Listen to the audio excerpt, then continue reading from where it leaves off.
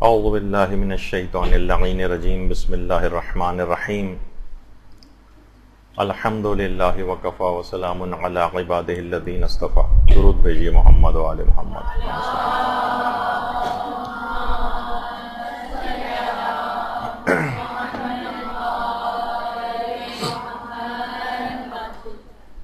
اور آج جو ہمارا عنوان ہے وہ ہے مجالس اعضاء میں جو کھلایا جانے والا کھانا یا جس کو آپ تبرک کہتے ہیں، اس کی کچھ فقہی احکام کیا ہیں، اس کے کچھ اخلاقی باتیں اس سلسلے میں کیا ہیں، اور اس کے متعلق جو اعتراضات عام طور پر کیے جاتے ہیں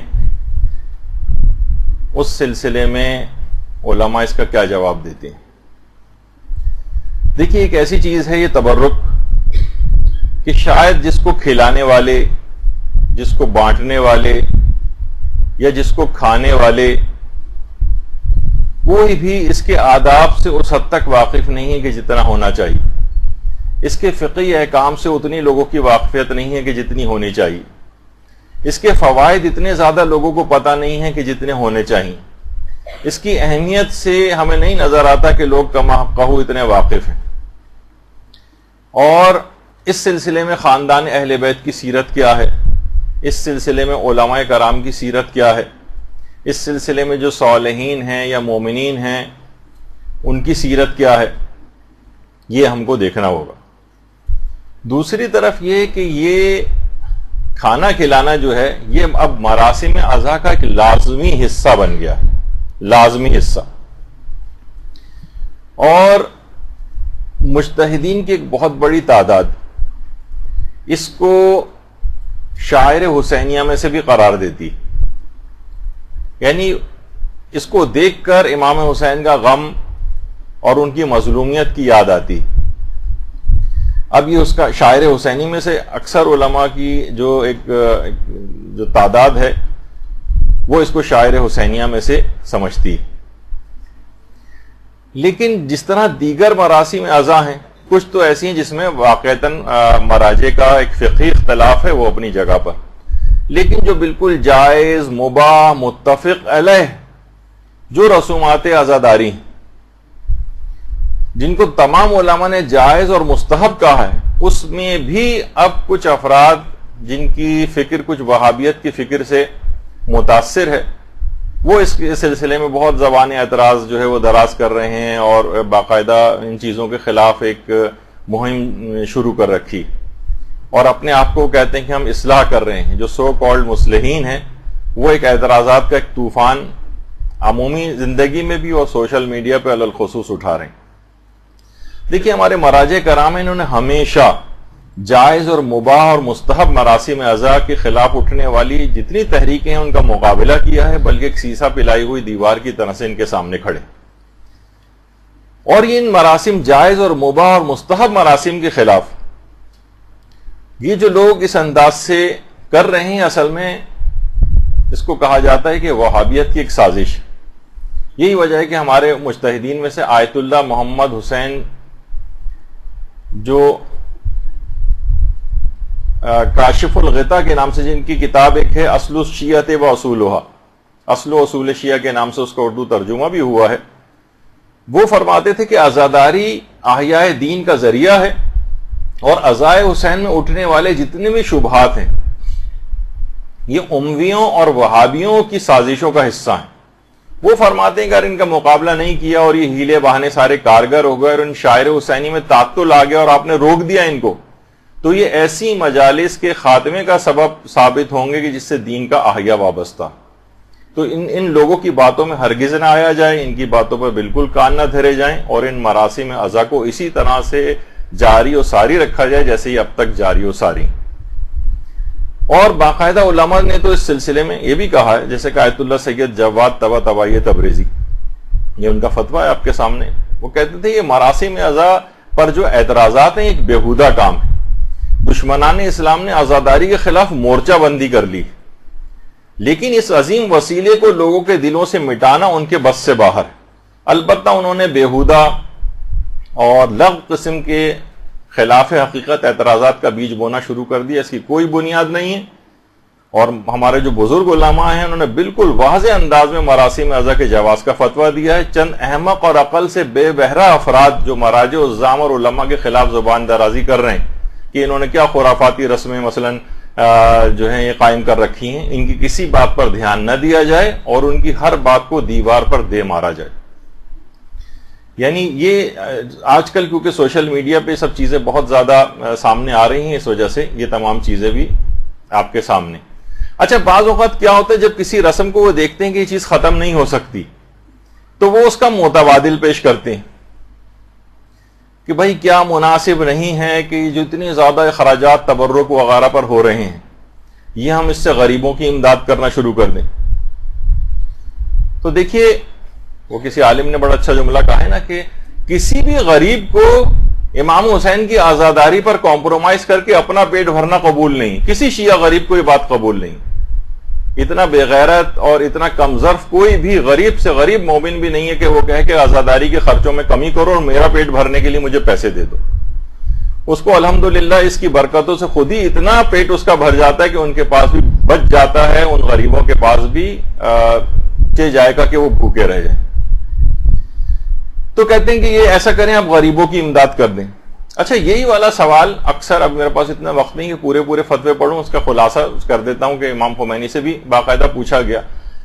یعنی اس کا خلاصہ یہ ہے کہ یہ جو کتنے اس کے اوپر تبرک وغیرہ پر اتنے زیادہ مصارف ہوتے ہیں، اور تو کیا بہتر نہیں کہ ہم ان مصارف ان کے اوپر خرچ کرنے کے بجائے جو خانوادہ شہداء ہیں ان کے گھروں کی کفالت ہے، یا مجروحین انقلاب میں بہت سے زخمی ہیں، انقلاب کے دوران کتنے افراد زخمی ہوئے تھے، تو یہ ہم یہاں سے کٹوتی کر کے ان لوگوں کی یہ امداد کر دی جائے. تو امام خمینی نے کہا نہیں، یہ مراسم سوگواری سید الشہداء جو ہے اس کو ہرگز ترک نہ کیا جائے، یعنی یہاں کا پیسہ کاٹ کے وہاں نہ دیا جائے. باقاعدہ مجتہدین نے اس کو یعنی دیکھا جائے تو اس وقت بڑا ایک انقلاب نیا آیا تھا اور کتنے لوگ شہید ہوئے تھے، کتنے لوگ زخمی ہوئے تھے، اور انقلاب کو اس وقت بہت پیسوں کی بھی ضرورت تھی، لیکن آزاداری کے اندر کسی قسم کی کمی، خاص طور پر تبرک کے لیے منع کر دیا. کہا نہیں، مراسم میں جو سوگواری سید الشہداء ہے یہ فوقیت رکھتی ہے، اس کو ہرگز ترک نہ کیا جائے اور ان کے اوپر خرچ کیا جائے. اچھا، اسی طرح سے بہت سارے ہمارے اور مراجع ہیں، جیسے آیت اللہ حافظ بشیر نجفی، وہ کہتے ہیں کہ بعض لوگ ہی کہتے ہیں کہ مجالس عزا، یہ ماتمی تنظیموں اور باقی شاعر حسینیہ اور امام حسین کے زائرین پر خرچ کرنے کی کوئی ضرورت نہیں ہے، ان کو کھانا وانا کھلانا، اور کہتے ہیں کہ اس مال کو فقراء پر خرچ کرنا چاہیے. وہ اس کے ذریعے شاعر حسینیہ کو روکنا چاہتے ہیں، ان کو فقراء سے کسی قسم کی کوئی ہمدردی نہیں. یہ چاہتے ہیں کہ بس یہ چیز کسی طرح سے رک جائے، تو یہ آوازیں بلند کی جاتی ہیں کہ متبادل کے طور پر یہ چیز رائج کر دی جائے کہ تبرک وغیرہ پہ پیسہ خرچ نہ ہو بلکہ غریبوں کی امداد کر دی جائے. اور باقاعدہ آیت اللہ صادق روحانی ان سے بھی یہی والا سوال، بلکہ انہوں نے اپنے ایک فتویٰ میں سوال یہ پوچھا گیا کہ فقراء کو صدقہ کرنا زیادہ افضل ہے یا عزائے امام حسین میں مثلا تبرک وغیرہ کھلانا، کھانا کھلانا. تو انہوں نے کہا کہ اسلام کی جو بقا ہے یہ انقلاب حسینی کی وجہ سے، اور انقلاب حسینی کی جو بقا ہے یہ شاعر حسینیہ کے احیاء کی وجہ سے. تو شاعر حسینیہ جس کے اندر تبرک وغیرہ بھی آیا ہے، افضل من جمیع الاعمال المستحبہ، یہ تمام مستحب اعمال سے افضلیت رکھتا. تو آپ نے دیکھا کہ مجتہدین اس کے اوپر بالکل کمپرومائز کرنے کو تیار نہیں ہیں، اور تبرک کھلانا، اس میں کھانا کھلانا یہ بہت ہی زیادہ پسندیدہ ہے.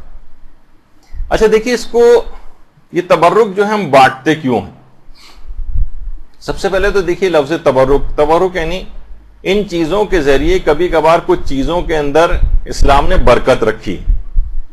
برکت انشاءاللہ یہ ہماری اگلی ایک نشست اور بھی ہماری ہوگی کچھ اور فقہی احکام کے اوپر تبرک سے ہٹ کر، لیکن وہاں پر یہ چیز آئے گی کہ تبرک کس کو کہتے ہیں، تبرک میں اور توسل میں کیا فرق ہوتا ہے. دیکھیے امام حسین علیہ السلام سے مربوط، درود بھیجیے محمد وعلیہ محمد.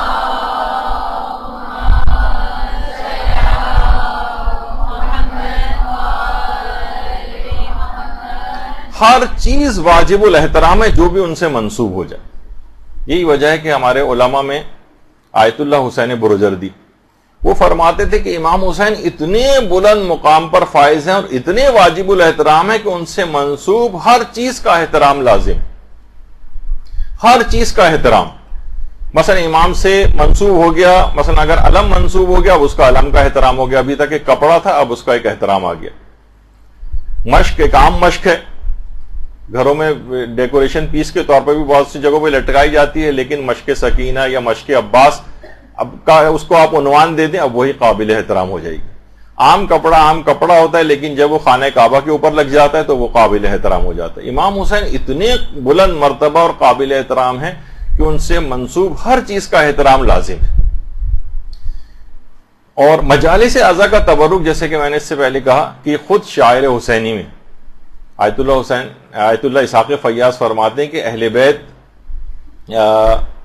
کہ عزاداروں کے لیے مجلس اعضاء کا تبرک کا اہتمام کرنا یہ تعظیم شاعر حسینی، تعظیم شاعر حسینی، یعنی آپ نے شاعر حسینیہ کی جو تعظیم کا ثواب ہے وہ آپ کو ملے گا تبرک کا اہتمام کرنے کے سلسلے میں. اچھا اب دیکھیے جو کھانا کھلانا ہے اس کی بڑی حکمتیں ہیں، بڑے فلسفے ہیں، اور اگر آپ عمومی اسلام کا مزاج دیکھیں تو اسلام بہانے سے کھانا کھلانے کی یا اطعام طعام کی ترغیب دلاتا ہے. اچھا اسلام ایک لحاظ سے ہمیں بہت سے احکام میں نظر آتا ہے کہ جیسے اسلام پیسے دینے کو ڈسکریج کر رہا ہو اور وہ کہتا ہے کہ نہیں کھانا ہی دو. مثلا روزوں کے فدیے کہ جناب بوڑھے افراد جو روزہ نہیں رکھ سکتے وہ فدیہ دیں، اور مثلا حاملہ عورتیں جو ہیں وہ روزہ جو نہیں رکھ پاتی ہیں وہ فدیہ دیں، یا بچے کو دودھ پلانے والی جو مائیں ہیں وہ فدیہ دیں. اسی طریقے سے مریضوں وغیرہ کے بھی احکام آتے ہیں. تو اسلام یہ کہتا ہے کہ نہیں پیسے نہیں دے سکتے، آپ کو کھانے ہی کی چیز دینی پڑے گی. بلکہ اکثر لوگ کہتے ہیں اچھا ہم راشن ڈلوا دیں، تو راشن کے اندر بھی اگر آپ ڈلوائیں تو اس میں آپ چائے نہیں دے سکتے، آپ پتی نہیں دے سکتے، آپ مسالے نہیں دے سکتے، آپ چینی نہیں دے سکتے، آپ نمک نہیں دے سکتے.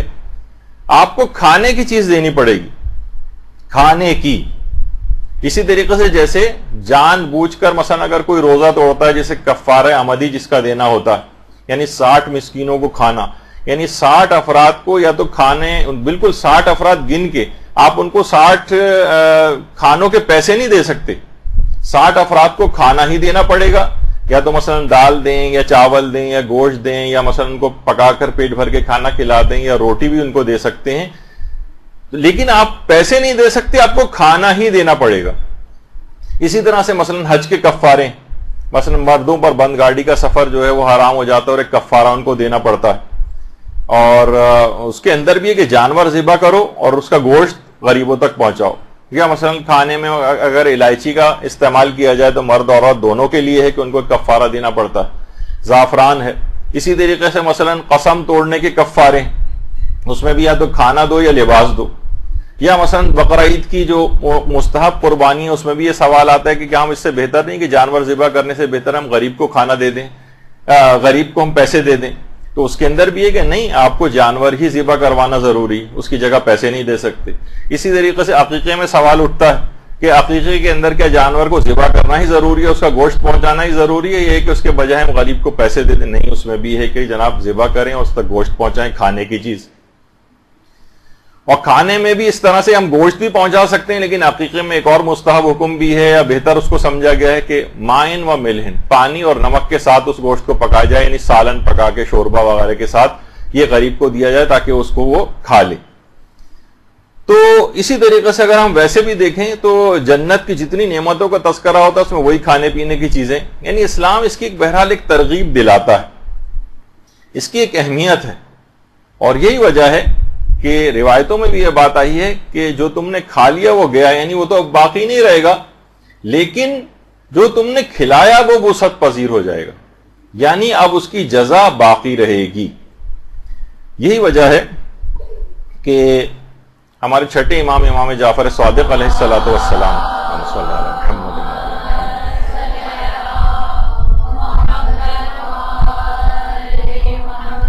کتنی تاکید سے یہ بات کہی گئی ہے کہ اگر کوئی مومن تمہارے گھر آئے، یا عام طور پر جیسے کہ یہاں سے زائرین بھی جاتے ہیں اربعین وغیرہ پہ، تو وہ لوگ آپ کو ایک لحاظ سے مہمانی تصور کرتے ہیں.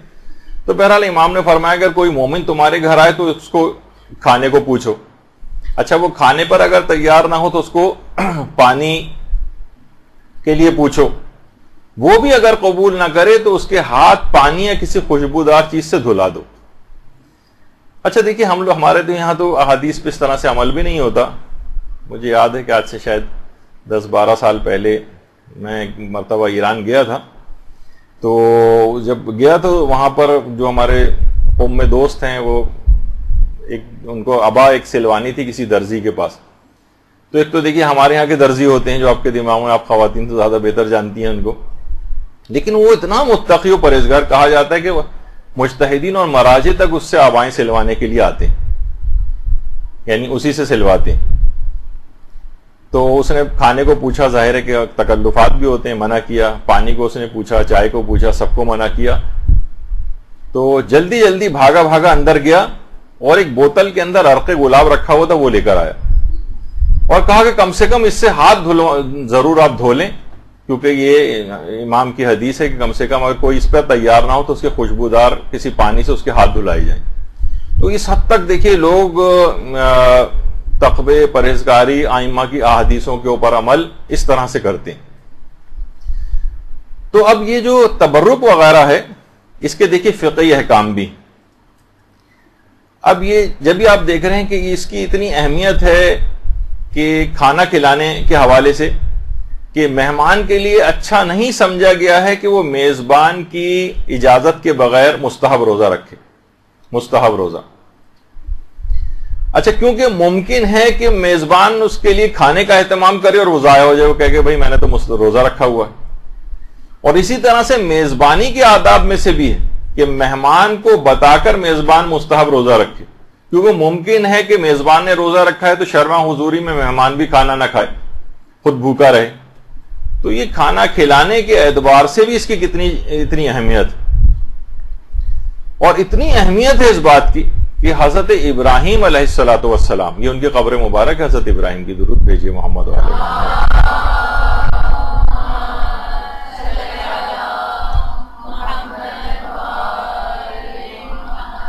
کہ باقاعدہ تفسیر نور الثقلین میں پیغمبر اکرم ختمی مرتبہ صلی اللہ علیہ وآلہ وسلم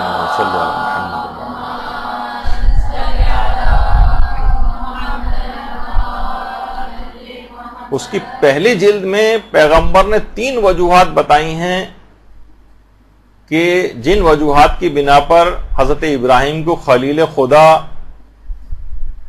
ہونے کی خصوصیت ان کو عطا ہوئی. ان میں سے ایک یہ ہے کہ وہ مہمانوں کو کھانا کھلاتے تھے, کھانا کھلاتے تھے.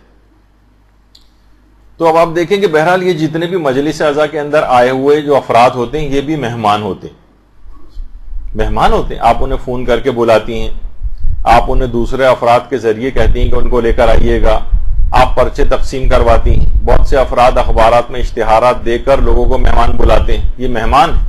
جب ابراہیم خلیل خدا اتنا بڑا مقام اللہ کے دوست ہونے کا حاصل کر سکتے ہیں مہمانوں کو کھانا کھلانے پر, تو مومنین کرام کو کسی اعتبار سے کسی درجے کے اندر اللہ کے نزدیک کوئی مقام ملنا کون سی بڑی بات ہے. جب خود خدا کے نبی کو, جو پیغمبر اسلام کے بعد سب سے افضل ترین نبی, ان کو اتنا بڑا مقام, خلت کا عہدہ جو ہے یا منصب عطا ہو سکتا ہے, تو کسی مقام پر بہت چھوٹے لیول پر ہی کیوں نہ صحیح کوئی نہ کوئی مقام خدا کی نگاہ میں ایک مومن کو کیوں حاصل نہیں ہوگا اگر وہ ان آئے ہوئے مہمان عزاداروں کو کھانا کھلا دے. تو بہرحال البتہ دیکھیے اس پہ اعتراض عموماً وہی افراد کرتے ہیں جو ذرا فطرتاً کنجوس ٹائپ کے واقع ہوئے ہیں, کھانا کھلانے سے گھبراتے ہیں, یا یہ کہ کوئی سازشی ٹائپ کے ہی افراد ہوتے ہیں. بہرحال دیکھیے قرآن کے اندر باقاعدہ جہنمیوں کو جو اوصاف بتائے گئے اس میں یہی ہے کہ تقریباً 2-3 جگہوں پہ یا 4 جگہوں کے اوپر ہے کہ وہ مسکینوں کو کھانا نہیں کھلاتے. وَلَمْ نَكُ نُطْعِمُ الْمِسْكِينَ, لم نکو من المصلین, ہم نماز گزاروں میں سے نہ تھے. جہنمی ان سے جب پوچھا جائے گا کہ تمہیں جہنم میں کون سی چیز لے کر آئی, وہ کہیں گے ایک تو ہم نماز گزاروں میں سے نہ تھے, اور ولم نکو نطعم المسکین, ہم مسکینوں کو کھانا نہیں کھلاتے تھے, یعنی وہی کھانا نہ کھلانا. وہ دیکھیے وہ اس لحاظ سے اس کی مذمت آئی ہے. یا جو سورہ معون میں ہے وَلَا يَحُضُّ عَلَىٰ طَعَامِ الْمِسْكِينِ، اس کے اندر بھی یہی بات ہے کہ مسکینوں کو کھانا نہ کھلانے کا. اچھا اب کیونکہ عزائے امام کے اندر تو غریب اور فقیر اور امیر سب آتے ہیں، تو ان سب کو کھانا کھلانے کی ایک الگ مشروعیت ہے.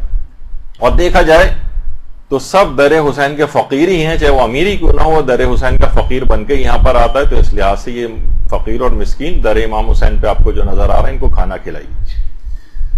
اور یہ مجلس عزا کا تبرک یہ امام حسین سے منسوب ہو کر اس قدر فوائد رکھتا ہے، اس قدر شفا رکھتا ہے، اس قدر سیرت علماء اور صالحین میں اس کے واقعات ملتے ہیں کہ باقاعدہ سننے میں آتا ہے کہ ایک عالم دین تھے کہ جو اگر کہیں رستے میں جا رہے ہوتے تھے اور 10 سبیلیں بھی آتی تھیں تو ہر سبیل سے ایک ایک گھونٹ ضرور پیتے تھے. یعنی اس کے اندر ایک ایسی شفا اور ایک ایسی برکت ہے. کس نے کس خلوص کے ساتھ یہ تمام جو ہے چیزیں لگائی ہیں بارگاہ امام حسین میں، اگر یہ چیز قبول ہو جائے تو وہ کتنی برکت اور شفا کا باعث ہو جائے گی. یہی وجہ ہے کہ جو آیت اللہ تہرانی کے بیٹے یہ فرماتے ہیں کہ مجلس عزا کے تبرک کے سلسلے میں ہمارے والد فرماتے تھے کہ اس قدر برکات ہیں، اس قدر مکاشفات ہوئے ہیں اور اس قدر مشاہدات ہوئے ہیں کہ خود ہمارے والد جو ہیں وہ روز عاشور تک لوگوں کو کھانا کھلانے سے منع نہیں کرتے تھے. اور اگر کوئی ایام عزا میں بھی جب کبھی کہیں پر بھی کھانے کے لیے اگر کوئی بلاتا تھا کہ یہاں پر آئیے، یہاں پر طعام ہے، تو خود ضرور آیت اللہ تہرانی اس کے اندر جاتے تھے. ان کے بیٹے فرماتے ہیں اور کبھی کسی وجہ سے نہیں جا پاتے تھے تو ہمیں اپنی اولادوں میں سے کسی کو بھیجتے تھے کہ جاؤ اور وہاں جا کر تب مجلس عزا کا تبرک لو اور کھاؤ.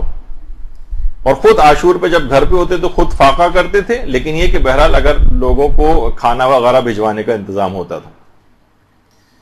اور یہی وجہ ہے کہ علی اکبر محتشمی پور حجت الاسلام وہ یہ فرماتے ہیں کہ جس زمانے میں امام خمینی، بلکہ جو واقعہ جو یہ بات بتا رہی ہیں برداشت تھا یا سیرہ امام خمینی کے نام سے کئی والیوم میں کتاب لکھی گئی امام خمینی کی سیرت پہ. اس کے اندر حجت الاسلام علی اکبر محتشمی پور کا یہ جملہ ہے کہ امام خمینی جب فرانس میں پیرس میں جلا وطن تھے تو نوفل لو شاتو کا جو علاقہ تھا وہاں پر ان کو جلا وطن کیا گیا تھا. نوفل لو شاتو کا علاقہ جو پیرس میں تھا، یعنی اس کی اتنی شہرت ہوئی ہے کہ اس کے بعد ایرانیوں نے باقاعدہ ایران کے اندر بھی ایک علاقے کا نام جو ان کا ایڈمنسٹریٹو سب ڈویژن ہے اس کا نام بھی نوفل لو شاتو رکھ دیا تھا. تو امام خمینی جب فرانس میں تھے تو فرماتے ہیں کہ عاشور کے روز امام خمینی اپنے مکان پر آئے ہوئے جتنے افراد تھے ان سب کے لیے تبرک اور کھانے کا انتظام کیا کرتے تھے عاشور کے روز. تو علماء کی سیرت میں بھی یہ بات ملتی. اور آج یہ اعتراضات کیے جاتے ہیں کہ یہ چیز بدعت ہے اور یہ چیز کوئی ضروری نہیں ہے اور یہ غریبوں کو جو ہے وہ دے دینی چاہیے، جبکہ اس کی مشروعیت بالکل ثابت ہے. اور علماء کی ایک بہت بڑی اکثریت اس کو شاعر حسینیہ میں سے بھی قرار دیتی. اور کچھ اگر شاعر حسینیہ میں سے نہیں بھی سمجھتے ہیں تب بھی اس کو مستقل ایک مستحب ضرور سمجھتے ہیں. تو بہرحال اس کو کسی بھی صورت جو ہے بذل طعام یا اطعام الطعام عزائے امام حسین کے اندر یہ مستحبات میں سے قرار دیا گیا.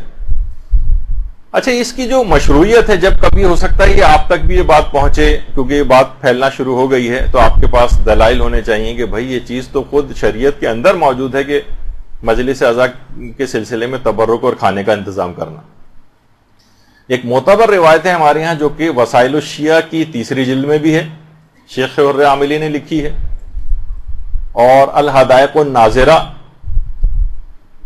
یوسف بحرانی کی اس کے اندر بھی یہ روایت موجود ہے، اور معالی السبتین اس کے اندر بھی یہ روایت موجود ہے اس کی 2 جلد میں، کہ ہمارے چوتھے امام امام زین العابدین علیہ الصلوۃ والسلام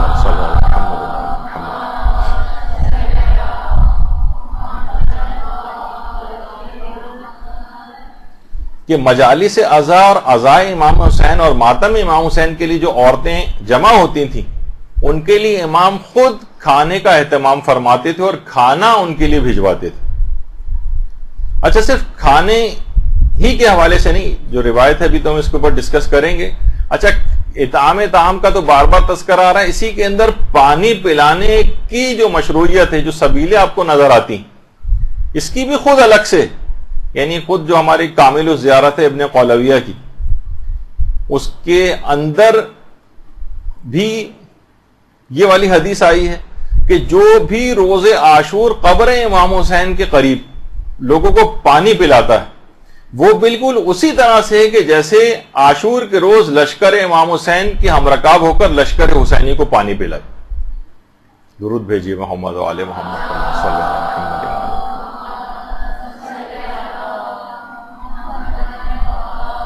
تو فقط صرف اس سے متعلق ہی نہیں کہ صرف قبر امام کے قریبی کوئی موجود ہو، بلکہ امام حسین کے نام پر کسی بھی جگہ پانی پلائے تو انشاءاللہ اس کو یہی ثواب حاصل ہو. جیسے امام حسین کے ہم رکاب ہو کر لشکر امام حسین کو عاشور کے روز پانی پل، جبکہ سب کتنے پیاسے تھے، ان کو پانی پلانے کا ثواب کس قدر عظمت رکھتا تھا، وہی ثواب ان پانی پلانے والوں کو بھی ملے گا. تو یہ جو سبیلیں لگاتے ہیں اور یہ کہ ان کو بتایا جائے کہ کتنا عظیم ثواب ہے اس چیز میں. تو اچھا، واقع کربلا کے بعد جو مجالس بھی مدینے کے اندر منعقد ہوتی تھیں، ان کے اندر بھی تبرک تقسیم ہوتا تھا. اور اس لحاظ سے بھی وہ جو آپ ایک سنتی ہیں کہ ہمارے پانچویں امام محمد باقر علیہ الصلوۃ والسلام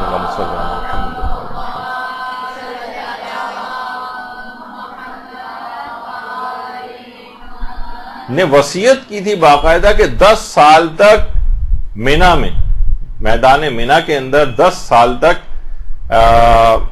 مجلس عزا منعقد کی جائے، اور اس کے لیے باقاعدہ امام نے 800 درہم مختص کیے تھے، اور 10 سال تک کی مجالس عزا برپا کرنے کے اوپر جو اتنے اخراجات ہوتے ہیں، اس زمانے میں ذاکرین وغیرہ کو اس طرح سے پیسے وغیرہ دینے کا اس قدر ویسا رواج نہیں تھا. تو لیکن اس کا مطلب یہ ہے کہ جو بھی انہوں نے وصیت کی تھی اور پیسہ اس کام کے لیے مختص کیا تھا، تو یہ تمام اخراجات اس کے اندر شامل ہوتے ہیں، جس میں ان کو کچھ کھلانا، کچھ دینا، یا جو بھی ارینجمنٹ اس کے ہوتے ہوں گے، امام نے باقاعدہ وصیت کی تھی. اور آج بھی وہ تو پرانا مینا تھا، اور آج اب تک جتنے بھی شیعہ حجاج ہیں اس کے اوپر عمل کرتے ہیں، اور باقاعدہ تقریباً تمام کاروان میدان مینا میں ایک مجلس عزا امام محمد باقر علیہ السلام کی اس وصیت کے مطابق اس کے اوپر عمل کر کے ایک مجلس عزا برپا کرتے ہیں، اور لوگوں کو وہاں تبرک بھی دیا جاتا ہے، کھانا وغیرہ بھی کھلایا جاتا ہے. اور باقاعدہ جو ابھی آپ نے جو روایت سنی کہ امام سجاد خود کھانا پکوا کر جو ہے اس کا اہتمام کرتے تھے، باقاعدہ آیت اللہ تقی مدرسی جب ان سے اس روایت کے متعلق سوال کیا گیا تو اس میں بھی انہوں نے اسی بات کو کہا اور اس روایت کو انہوں نے معتبر قرار دیا. اچھا، روایت کیا ہے؟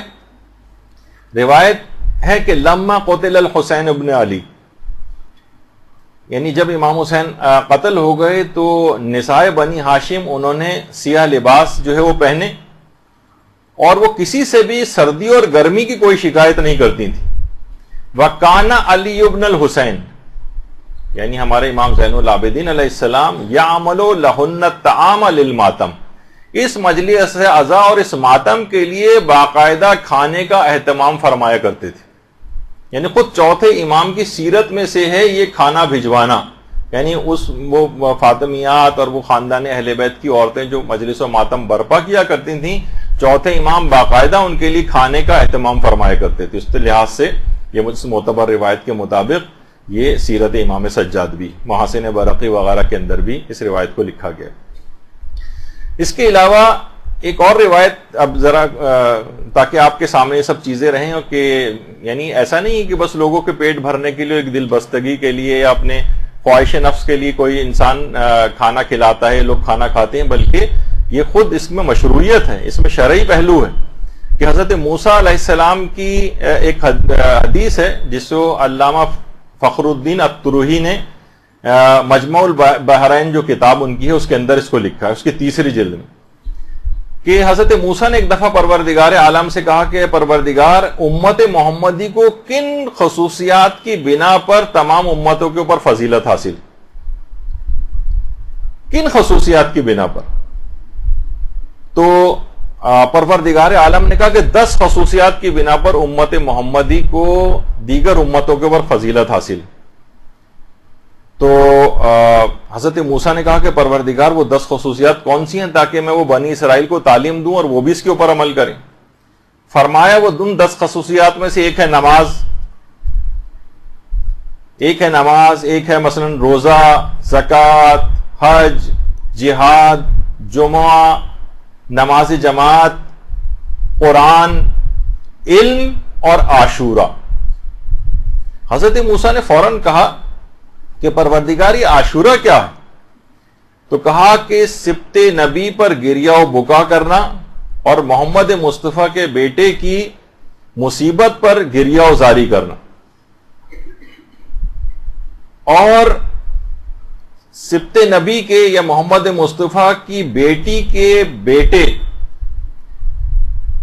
کی مصیبت پر اگر کوئی بندہ اپنے مال سے کچھ بھی اس فرزند مصطفیٰ کی محبت میں کھانا کھلائے تو خدا دنیا کے 1 درہم کے بدلے اسے دنیا میں 70 درہم کے برابر برکت عطا کرے گا اور جنت میں اسے عافیت کے ساتھ داخل کرے گا اور اس کے تمام گناہوں کو معاف کر دے گا.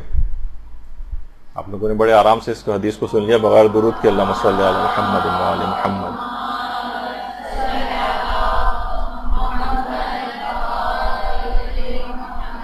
یعنی 1 درہم جو اس تبرک کے اوپر خرچ ہو رہا ہے، پروردگار ایسی برکت اس کے اندر عطا کرتا ہے کہ 70 درہموں کے برابر اس کو برکت عطا ہوتی ہے، عافیت کے ساتھ جنت میں داخل کرے گا. ایک تو ہوتا ہے جنت میں بالآخر جانا عذاب بھگت کر، اور ایک ہے عافیت کے ساتھ براہ راست چلے جانا. یہ اس کو حاصل ہوگا اور اس کے تمام گناہوں کو پروردگار عالم معاف کر دے گا. یہ باقاعدہ فخر الدین الطروحی نے مجموع البحرین میں جو کتاب لکھی ہے، علماء نے اس روایت کو بھی معتبر قرار دیا ہے. اور وہ 10 خصوصیات اس کے اندر امام حسین کی مصیبت پر ان کے عزا کے اندر کھانا کھلانا بھی شامل ہے. اچھا اب دیکھیے خاندان اہل بیت کی، اچھا یہ مستدرک الوسائل کے اندر بھی اس روایت کو لکھا گیا ہے. اچھا اب دعوت ذو العشیرہ جو آپ سنتی ہیں، جب قرآن کا یہ حکم آیا تھا کہ وانذر عشیرتک الاقربین، تو پیغمبر نے پھر ایک کھانے کی دعوت کی تھی اور پیغمبر اسلام نے اس کھانے کی دعوت میں 40 لوگوں کو بلایا تھا. اور اس میں کھانا کھانے کا انتظام حضرت امیر المومنین علیہ الصلوۃ والسلام کے ذمے تھا.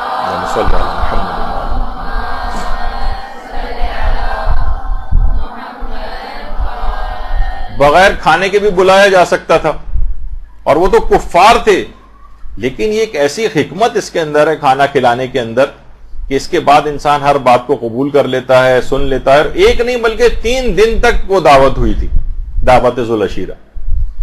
تو بہرحال ان روایات سے بھی اس کی مشروعیت جو ہے وہ ثابت ہوتی ہے. خاندان اہل بیت کی سیرت کے اندر بھی یہ چیز ہے کہ مدینے کے اندر اس کے بعد جتنی بھی مجالس اعزاء اس طرح سے منعقد ہوتی تھیں اس کے اندر کھانوں کے اہتمام ہوا کرتے تھے.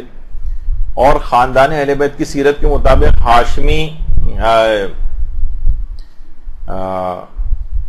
ہاشم معروف الحسینی، انہوں نے باقاعدہ ایک کتاب لکھی ہے من وحی الثورۃ الحسینیہ. اس کے اندر یہ والی بات لکھی ہے کہ کان الفاطمیون فی یوم عاشورہ ینحرون الابل والبقر، یعنی جو فاطمیون، یہ جو خاندان اہل بیت کے جو افراد تھے، یہ عاشورے کے روز اونٹوں کو نہر کرتے تھے اور گائے وغیرہ کو ذبح کر کے اس کا کھانا لوگوں کو کھلاتے تھے، لِإِطْعَامِ النَّاسِ، تاکہ لوگوں کو کھانا کھلایا جائے. یعنی خاندان اہل بیت کی سیرت کے اندر بھی یہ والی چیز ہم کو ملتی. تو اس کی بہت ساری اور بھی اس کی وجوہات ہیں. مثلا تبرک کھلانے کے لیے دیکھیے سب لوگ آج کل یہ نعرہ ایک لگنا شروع ہو گیا کہ تبرک کھلانا بدعت ہے. یہ تو ہوتا ہی نہیں تھا اس زمانے میں، یہ لوگوں نے بعد میں شروع کر دیا، اسی کو تو بدعت کہتے ہیں. دیکھیے تبرک کھلانے کے لیے سب سے کم جو دلیل ہے وہ یہ کہ اس سلسلے میں کوئی منع وارد نہیں ہوئی ہے. مثلا منع نہیں کیا گیا کہ اس کے بعد تبرک کھلایا جائے، تو منع نہ ہونا خود دلیل اباحت، یعنی مباح ہونے کی اور جائز ہونے کی ایک دلیل ہے کہ اس کام کو منع نہیں کیا گیا. لیکن کتنے اور حوالے ہیں جس سے اس کی مشروعیت ثابت ہوتی ہے، اس کا استحباب ثابت ہوتا ہے، اور بہت سے الگ الگ حوالے ہیں. یہاں پر آپ کی جو ابھی تو کلاسز اب شروع ہوئی ہیں، اس سے پہلے جو ریگولر کلاسز ہو رہی تھیں تو مولانا غلام مرتضی نقوی صاحب نے پوری 2 کلاسز کھانا کھلانے کی فضیلت پہ جو احادیث اور قرآن کے اندر جو آیات وغیرہ آئی ہیں اس کو تفصیل سے بیان کیا تھا کہ پورے 2 لیکچرز کے اندر. جو ظاہر ہے ہمارا ابھی وہ موضوع نہیں ہے، لیکن اطعام مومن کی کتنی فضیلت بیان ہوئی ہے. اور اس کے علاوہ مثلا استجابت دعوت مومن، یعنی مومن اگر کو دعوت دی جائے تو اس کے لیے دعوت کا قبول کرنا مستحب ہے، اس عنوان سے بھی اس کا استحباب ہے. احسان کی فضیلت کے تحت بھی اس کو علماء ذکر کرتے ہیں، اس کی مشروعیت کو. یا مثلا مومن کے دل میں خوشی کا داخل کرنا، یہ خود مثلا جب کسی کو کھانا کھلاتے ہیں ظاہر ہے وہ آدمی خوش ہوتا ہے، اس کا اکرام ہوتا ہے، اس عنوان کے ذریعے بھی اس کی ایک شرعی جو ہے وہ اس کے اندر مشروعیت پائی جاتی ہے. اور یہ خاص طور پہ استجابت دعوت مومن، یعنی مومن نے اگر آپ کو کھانا کھانے کی دعوت دی، اس کی اتنی اہمیت ہے کہ مستحب روزہ تک چاہے ابھی 5 منٹ رہ گئے افطار میں، تب بھی 5 منٹ پہلے بھی اس نے اگر آپ کو 10 منٹ پہلے بھی اگر اس نے آپ کو افطار کی دعوت دی ہے، کھانے کی دعوت دی ہے، تو مستحب ہے آپ کے لیے کہ اس روزے کو توڑ دیں، اپنے مستحب روزے کو. اور جائز ہے خود آقا سیستانی کے نزدیک ویسے بھی کہ جائز ہے کہ قضا روزہ بھی اگر آپ نے رکھا ہوا ہے تو ظہر سے پہلے بھی اس کو توڑا جا سکتا ہے. البتہ وہ کہتے ہیں کہ اس کا کسی دعوت مومن پر قضا روزے کو ظہر سے پہلے توڑنا یہ مستحب نہیں ہے، لیکن جائز ہے. ظہر سے پہلے، ظہر کے بعد تو نہیں توڑا جا سکتا.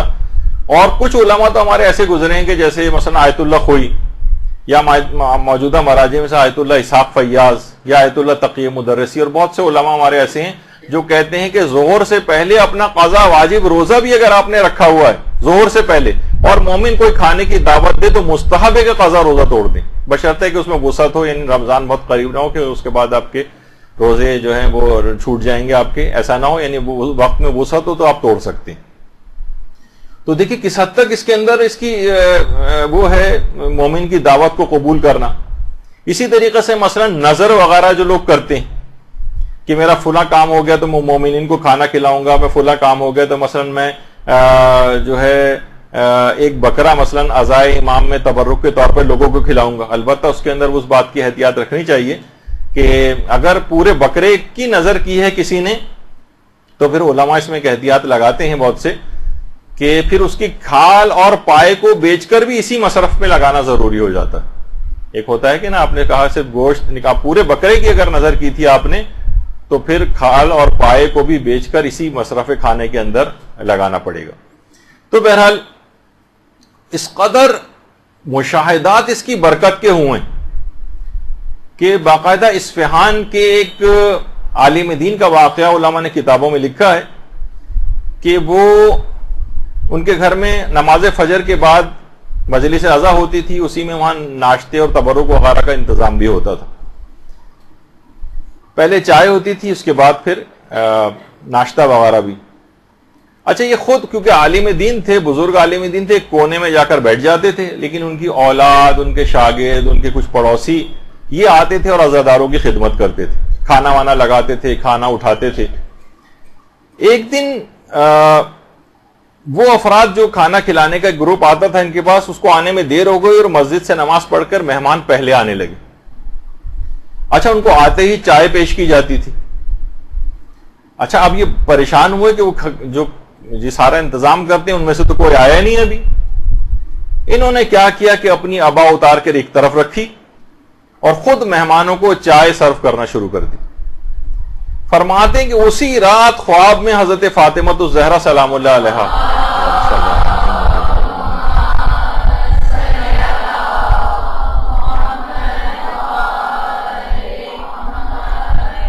خواب میں آتی ہیں اور فرماتی ہیں کہ پہلے تم ایک جگہ بیٹھ کر لوگوں کو خوش آمدید کہتے تھے، لیکن ہمارے نوکر تم آج بنے ہو.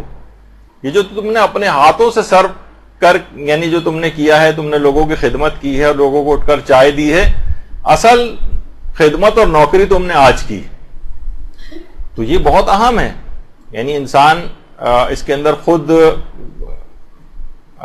حصہ لے اور ان تمام چیزوں کے ضروری ہے کہ اس کے فقہی احکام، ان کی شرائط وغیرہ کو بھی مد نظر رکھے. تبرک کی کچھ شرائط بھی ہیں، کچھ اس کے فقہی احکام بھی ہیں. پہلی تو چیز سب سے یہ ہے کہ اس میں مکمل خوشنودی خدا یا خوشنودی امام حسین کی نیت ہونی چاہیے. اس میں کوئی فرق نہیں ہے. خوشنودی امام حسین، لوگ کہتے ہیں مولا کی ہم خوشنودی کے لیے کر رہے ہیں، اس میں خود مبادرت یہی ہوتی ہے کہ وہ اللہ کی خوشنودی کے لیے کام ہوتا. تو اپنی نیت کو انسان کو چاہیے خالص رکھے، اپنی نیت کو بالکل خالص رکھے اور مکمل اخلاص کے ساتھ تبرک کھلائے۔ وہ دیکھیے وہ ہے نا کہ جو کہ سورہ دہر کی بھی آیات ہیں، جسے سورہ انسان بھی کہا جاتا ہے اس سورے کو، کہ اس کے اندر یہی بات کہی گئی انما نطعمکم لوجہ اللہ لا نرید منکم جزاء ولا شکورا، جزاء ولا شکورا، ہم صرف اور صرف لوگوں کو پروردگار عالم کی وجہ سے کھلاتے ہیں اور کسی اور شخص سے ہمیں کوئی جزا اور کوئی شکریہ نہیں چاہیے، مکمل اخلاص کے ساتھ کھلانا۔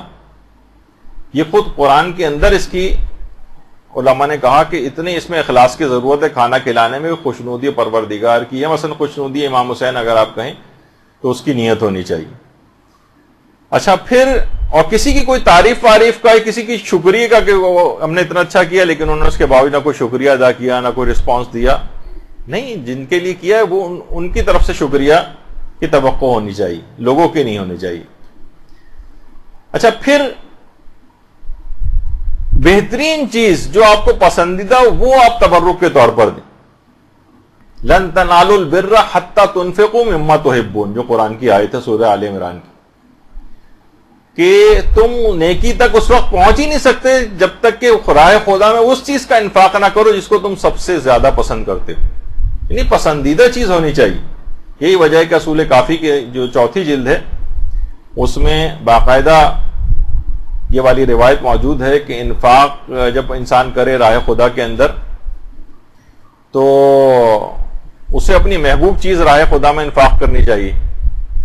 امام کو علم ہوا کہ کسی شخص نے چینی شکر کو راہ خدا میں دیا ہے، تو امام نے اس کو بلایا اور یہ والی آیت یاد دلائی کہ اپنی محبوب چیز کو راہ خدا میں دینا ہوتا ہے۔ یہ تم نے کیا دیا ہے؟ کہا کہ مولا یقین کیجئے کہ مجھے شکر سب سے زیادہ محبوب ہے، میں نے اسی چیز کو ہی راہ خدا میں دیا ہے۔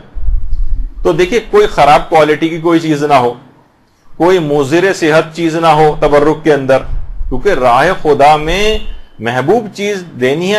اگر آپ نے خراب یا بیکار سی کوئی چیز یا مضر صحت کوئی چیز اگر دی ہے تو یہ سوء ادب ہے، ایک تحقیر ہے، یہ راہ خدا کے اندر آپ دے رہے ہیں، گویا خدا کے ہاتھ میں چیز جا رہی ہے اور آپ ایک حقیر چیز دے رہے ہیں۔ بہتر سے بہتر چیز ہونی چاہیے، کوالٹی کے بھی اعتبار سے، کوانٹٹی کی بھی اعتبار سے۔ ابھی آتی ہے اس کی تفصیل آگے، اور یہی وجہ ہے کہ سورہ بقرہ کے اندر بھی بات آئی کہ یا ایھا الذین آمنوا انفقوا من طیبات، یعنی بہتر سے بہتر، پاکیزہ سے پاکیزہ چیز۔ اب یہ دیکھیں کہ جو بھی آپ تبرک پکوا رہی ہیں اس کے اندر گھی اور تیل اگر مضر صحت، مثلا آپ نے کیٹرنگ والے کے ذمہ ڈال دیا اور وہ پتہ نہیں کون کون سے تیل اور گھی اس کے اندر جو ڈال رہے ہیں مضر صحت، سستے ترین، لوگوں کی صحتیں اس سے خراب ہو رہی ہیں۔ مومنین کی صحتوں، دیکھیں مومنین کے جسموں کے اندر یہ چیز جائے گی، تو اچھی سے اچھی چیز کا آپ کو انتخاب کرنا ہے۔ اور صرف یہ نہیں کہ نیت اچھی، اس میں یہ بھی ہو کہ یعنی ریاکاری اور دکھاوے کی نیت نہ ہو۔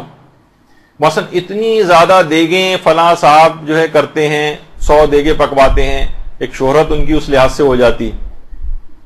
یا مثلا نہیں کہ بہت سے لوگ آج کل آپ کو پتہ ہے کہ جیسے سیاسی حلیم ہونا شروع ہو گئے، یعنی اس میں لوگ اپنے کانٹیکٹس بناتے ہیں، اس میں صاحبان ثروت اور آفیشلس کو بلاتے ہیں جس کو سیاسی حلیم کا نام دیا جاتا ہے۔ اب تصویر میں دینے کے معنی یہ نہیں ہے کہ آپ ان لوگوں کو ہی سمجھیں، یعنی اس طرح کی ایک چیز ہوتی ہے کہ جس میں یعنی خوشنودی امام حسین یا خوشنودی خدا کی نیت پیچھے چلی جاتی ہے۔ ہم کسی کی نیتوں پہ ویسے شک نہیں کر سکتے کہ ہر ایک پہ یہ حکم لگائیں، لیکن بہرحال انسان کو جو خود یہ کر رہا ہو وہ اپنی نیت کو پاک و پاکیزہ رکھے، کہ کوئی سیاسی مقصد اور یہ نہ ہو، نیت خالص ہونی چاہیے۔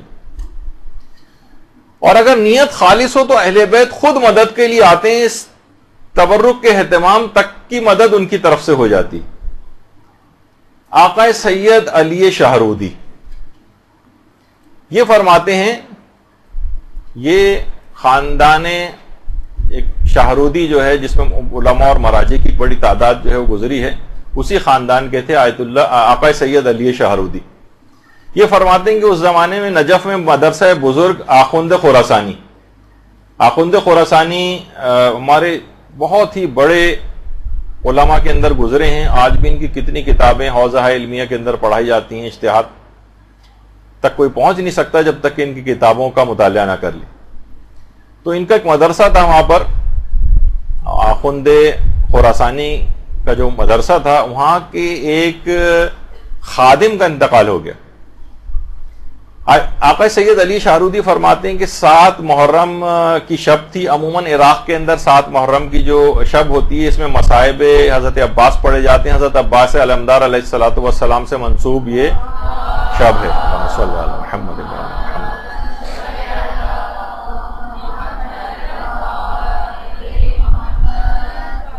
اچھا، اس کے اندر شروع میں چائے وغیرہ تبرک کے طور پر ہوتی ہے، پھر کھانے کا بھی اہتمام تھا. اچھا، اس زمانے میں کوئی وہ نہیں تھا کہ بہت بڑی تعدادی ہمیشہ مجالس کے لیے، مدرسے کے ہی ایک خادم کی مجلس ترہیم تھی، تو اس میں کم افراد مدعو تھے، صرف 7 افراد مدعو تھے اس مجلس میں، اور 7 افراد ہی کے لیے کھانے کا اہتمام کیا گیا تھا. اور اس مجلس کے اندر آقا شیخ عبد الحسین خراسانی، ان کو مجلس پڑھنا تھی.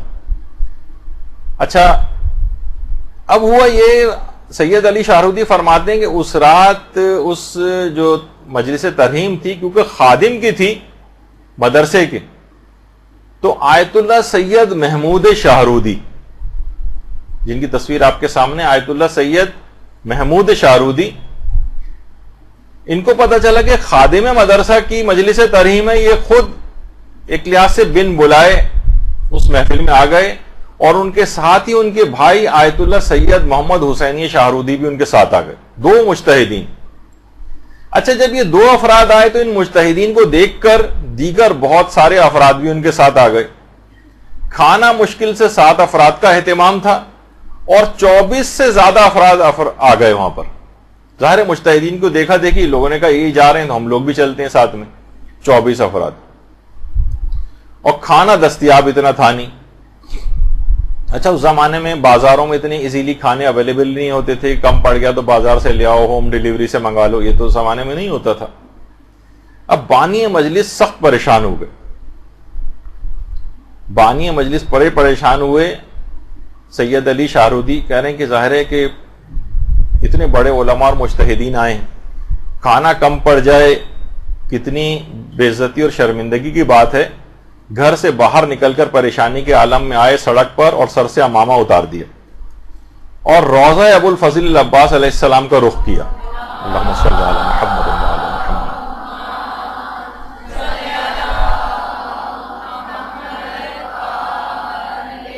کہا کہ اے ابو الفضل العباس، آپ کی نسبت یہ مجلس ہے، آپ میری آبرو بچا لیں.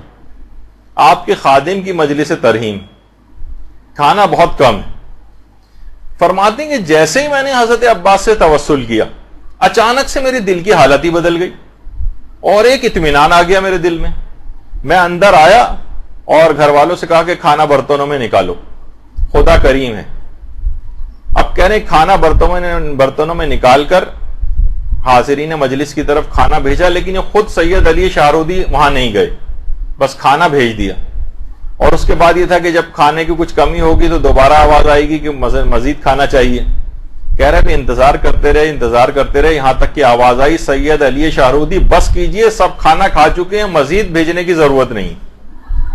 اب اللہم صلی علی محمد و علی محمد.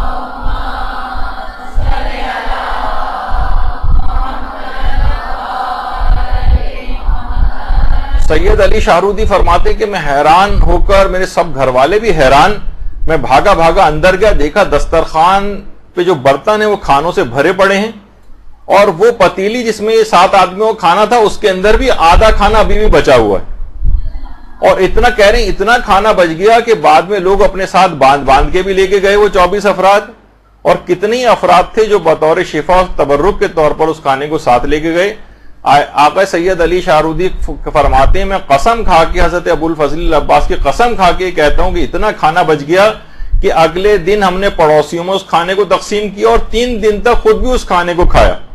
اور فرماتے ہیں اس واقعے کی اس کے بعد اس قدر شہرت ہوئی کہ ہر سال اس کے بعد بن بلائے اتنے ہمارے گھر پہ عزادار جو ہے وہ آنے لگے اس مجلس میں شرکت کے لیے کہ اس کے بعد ہم 400 کلو گرام چاول اور گائے کا گوشت ہم پکوا کر اور مجلس اعضاء میں تبرک کے طور پر تقسیم کرنے لگے، اور کہنے لگے یہ نجف میں ہوتا تھا. اور اس کے بعد یہی سلسلہ اب ہم نے شاہرود کے اندر بھی یہ سلسلہ شروع ہو گیا ہے. یعنی اگر نیت خالص ہو تو اس مجلس اعضاء کے تبرک کے سلسلے میں اہل بیت کی طرف سے خود بھی الگ سے مدد آتی. اگر اس کے اندر کوئی مشروعیت نہ ہوتی، خلاف شرع ہوتا یا عمل پسندیدہ نہ ہوتا، تو کبھی اس قسم کے واقعات کریں. اس قدر واقعات اس سلسلے میں، اس قدر مشاہدات ہیں، اس قدر مکاشفات ہیں، کچھ آگے چل کے میں پیش بھی کرنے والا ہوں کہ واقعاً حیرانگی ہوتی ہے کہ کس قدر بابرکت شاعر حسینی. باقاعدہ اس جو واقعہ ابھی آپ نے سنا سید علی شاہرودی کا، یہ چہرہ درخشاں قمر بنی ہاشم ابو الفضل العباس علی ربانی خلخالی کی جو کتاب ہے، اور شاید سننے میں آ رہا ہے کہ شاید اس کا اردو ترجمہ بھی ہو گیا، اس تک کے اندر یہ واقعہ موجود ہے. تو بہرحال کیا ہے کہ نیت خالص ہونی چاہیے. تو ابھی ہم مسائل فقہ میں یہی چیز بیان کر رہے تھے کہ نیت بالکل خالص ہو، کوئی دنیاوی نیت نہ ہو، اور کوشش کیا یقیناً اس بات کو یقینی بنانا چاہیے کہ مال حلال سے تبرک ہونا چاہیے، مال حرام سے تبرک نہیں ہونا چاہیے. جو ہمارے گزرے ہیں عالم شیخ محمد حسین آل کاشف الغطا، یہ فرماتے تھے جملہ واقعتاً یہ بہت اہم ہے جملہ ان کا، کہ واجبات و حرام میں فاعل اور زمان و مکان کے اعتبار سے شدت ہوتی. یعنی ایک گناہ ایک عام شخص انجام دے، لیکن وہی گناہ کرنے والا کوئی عالم دین ہو، اس کی شدت زیادہ ہوگی. اور زمان میں کے اعتبار سے شدت آ جاتی. عام دنوں میں آپ کوئی گناہ کریں اور رمضان میں وہی گناہ کریں، شدت ہوگی. عام رات میں کوئی گناہ کریں اور معاذ اللہ شب قدر میں وہی گناہ کریں، شدت آ جائے گی. اسی طریقے سے مکان کے اعتبار سے شدت ہوتی. ہم گھر میں بیٹھ کر ایک گناہ کریں، لیکن وہی گناہ مثلا مسجد یا امام بارگاہ میں کریں. معاذ اللہ ثم معاذ اللہ وہی گناہ مثلا خانہ کعبہ کے صحن میں بیٹھ کر کریں. اکثر لوگ وہاں پہ کرتے ہیں، طواف لوگ کر رہے ہیں، تھک گئے، سب لوگ آپس میں بیٹھ گئے، ادھر ادھر کی باتیں شروع ہو گئی، تو خانہ کعبہ کے صحن میں بیٹھ کر غیبتیں ہونے لگتی. تو بہرحال شدت آ جائے گی، کیونکہ آپ نے جس جگہ آپ نے ایسا کیا ہے. اچھا بہت سے دیکھیے گناہ ایسے ہیں کہ وہ دوران نماز بھی انسان اس گناہ کے اندر مبتلا ہوتا ہے، جس کی ایک مثال علماء دیتے ہیں، مثلا مردوں کا داڑھی مونڈنا. ورنہ عام طور پہ دیکھیے جس وقت انسان نماز پڑھتا ہے اس وقت وہ غیبت نہیں کرتا، جھوٹ نہیں بولتا، کوئی اور حرام کام اس سے نہیں ہوتا. لیکن داڑھی مونڈا ہوا ہونا یہ خود ایک ایسا گناہ ہے جو دوران نماز ہو رہا ہوتا ہے. تو بہت ساری چیزیں دیکھیے ایسی، جیسے ہمارے ہاں مستحب ہے مثلا نکاح مستحب، اس نکاح کی تقریب کے اندر کتنے حرام کام ہو رہے ہوتے ہیں، شدت آ جائے گی. تو اسی طریقے سے جو مال حرام ہے، مال حرام یہ ایک ایسے اثرات رکھتا ہے کہ واقعتاً انسان، جو امام کہتے تھے نا کہ تم پر میری بات کا اثر اس وجہ سے نہیں ہو رہا ہے کیونکہ تمہارے پیٹ حرام سے بھرے ہوئے، اس کے بعد وہ حجت خدا کے قتل کرنے پر تیار ہو جاتا ہے، اور واقعہ کربلا جیسا خونچ کا واقعہ نمودار ہو جاتا ہے. تو بہرحال اسی طریقے سے یہ جو تبرک ہے امام حسین کا، یہ ہر قسم کے مال حرام سے پاک ہونا چاہیے. کوئی چوری کا مال نہ ہو، کوئی فراڈ کا مال نہ ہو، کوئی حرام اسکیموں میں پیسہ لگایا ہوا اس کا پروفٹ آ رہا ہے وہ نہ ہو، کوئی سودی اسکیم کے پیسہ جو پروفٹ آ رہا ہے اس سے یہ والا تبرک نہ خریدا جائے. اسی طرح سے اگر کوئی خمس نہ نکلا ہوا مال ہے، اس مال کے اوپر خمس واجب الادا تھا اور اسی سے آپ نے مثلا تبرک خرید کے تقسیم ہو رہا ہے، یہ خود ایک حرام ہو جائے گا. یہ نہیں ہونا چاہیے. تو بہرحال آخری زمانے کی علامتوں میں سے یہی علامت بتائی گئی ہے روایت میں کہ اس زمانے میں آدمی اس بات کا خیال نہیں کرے گا کہ کہاں سے میرے پاس حلال سے آ رہا ہے یا حرام سے آ رہا ہے. یہ ایک بڑی ایک عالمیہ ہے کہ جس کی طرف اور ایک اور چیز بھی ہے جو آغا سیستانی سے بھی سوال کیا کہ یہ بھی حرام میں چلا جاتا ہے. بعض اوقات دیکھیے چندے جمع کر کر کے تبرک خریدا جاتا ہے، عام طور پر مساجد میں یا عام طور پر کچھ ایسے جو پروگرامز ہوتے ہیں. تو ضرورت سے زیادہ اگر جمع ہو جائے تو کیا کسی اور نیک کام پر خرچ کر سکتے ہیں اس چندے کو؟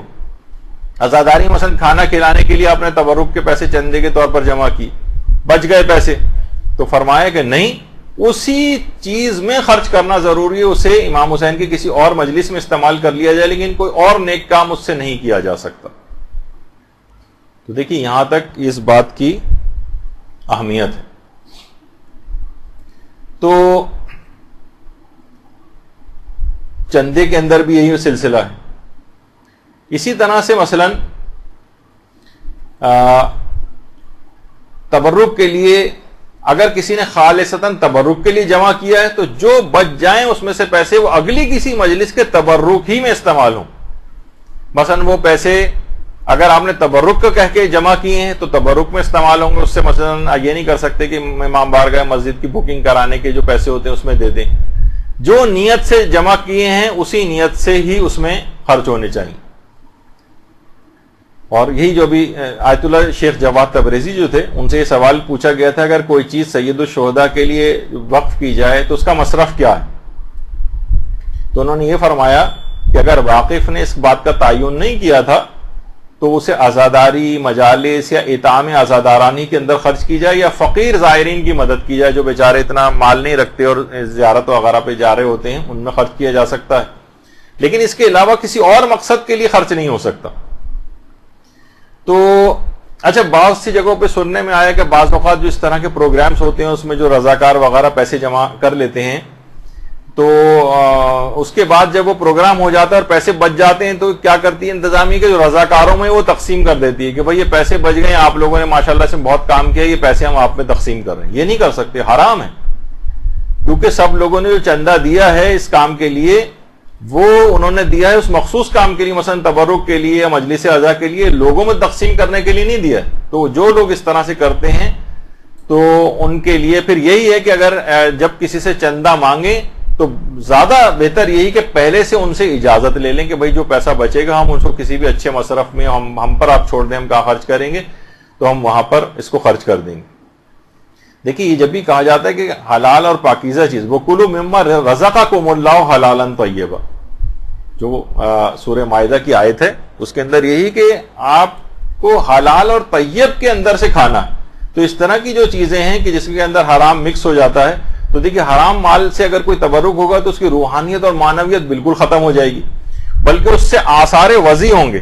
یعنی بعض اوقات دیکھیے گناہ نہیں ملتا ہے لیکن آثار وضع ہو سکتے ہیں, یعنی اس کے جو اثرات ہوتے ہیں. جیسے اگر آپ کو پتہ نہ چلے کہ جناب اس کھانے کے اندر مثلا کوئی نجاست ہے یا زہر ملا ہوا ہے تو اگرچہ گناہگار نہیں ہوں گے کیونکہ ہمیں پتہ نہیں تھا, لیکن ممکن ہے کہ اس کے معنوی اثرات ہوں اس کے. اچھا بعض اوقات یہ ہوتا ہے دیکھیے اس میں گیوی فقہی مسئلہ بتا دیا جائے کہ مثلا ہم کسی کے گھر یا مجلس عزا کے اندر گئے اور ہمیں معلوم ہے کہ جو مجلس عزا برپا کر رہا ہے اس کی اکثر آمدنی جو ہے نا حرام پر مشتمل ہوتی, یہ مثلا رشوتیں لیتا ہے یا اس کا فلاں حرام چیز کا بزنس ہے. تو لوگ یہ کہتے ہیں پھر ہماری ذمہ داری کیا ہے جو تبرک تقسیم ہو رہا ہے کھانے کے اعتبار سے.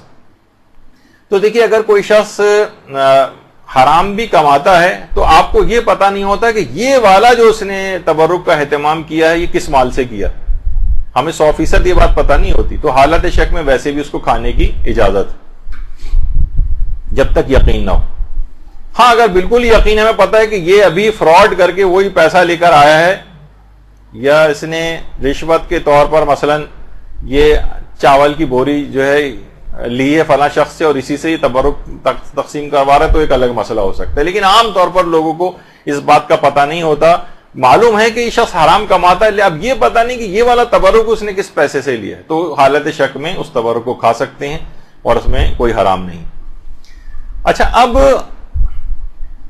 ایک اور بھی مسئلہ یہ ہے کہ اکثر افراد فقہی مسئلے میں یہ بھی آتا ہے ڈبل تبرک لیتے ہیں.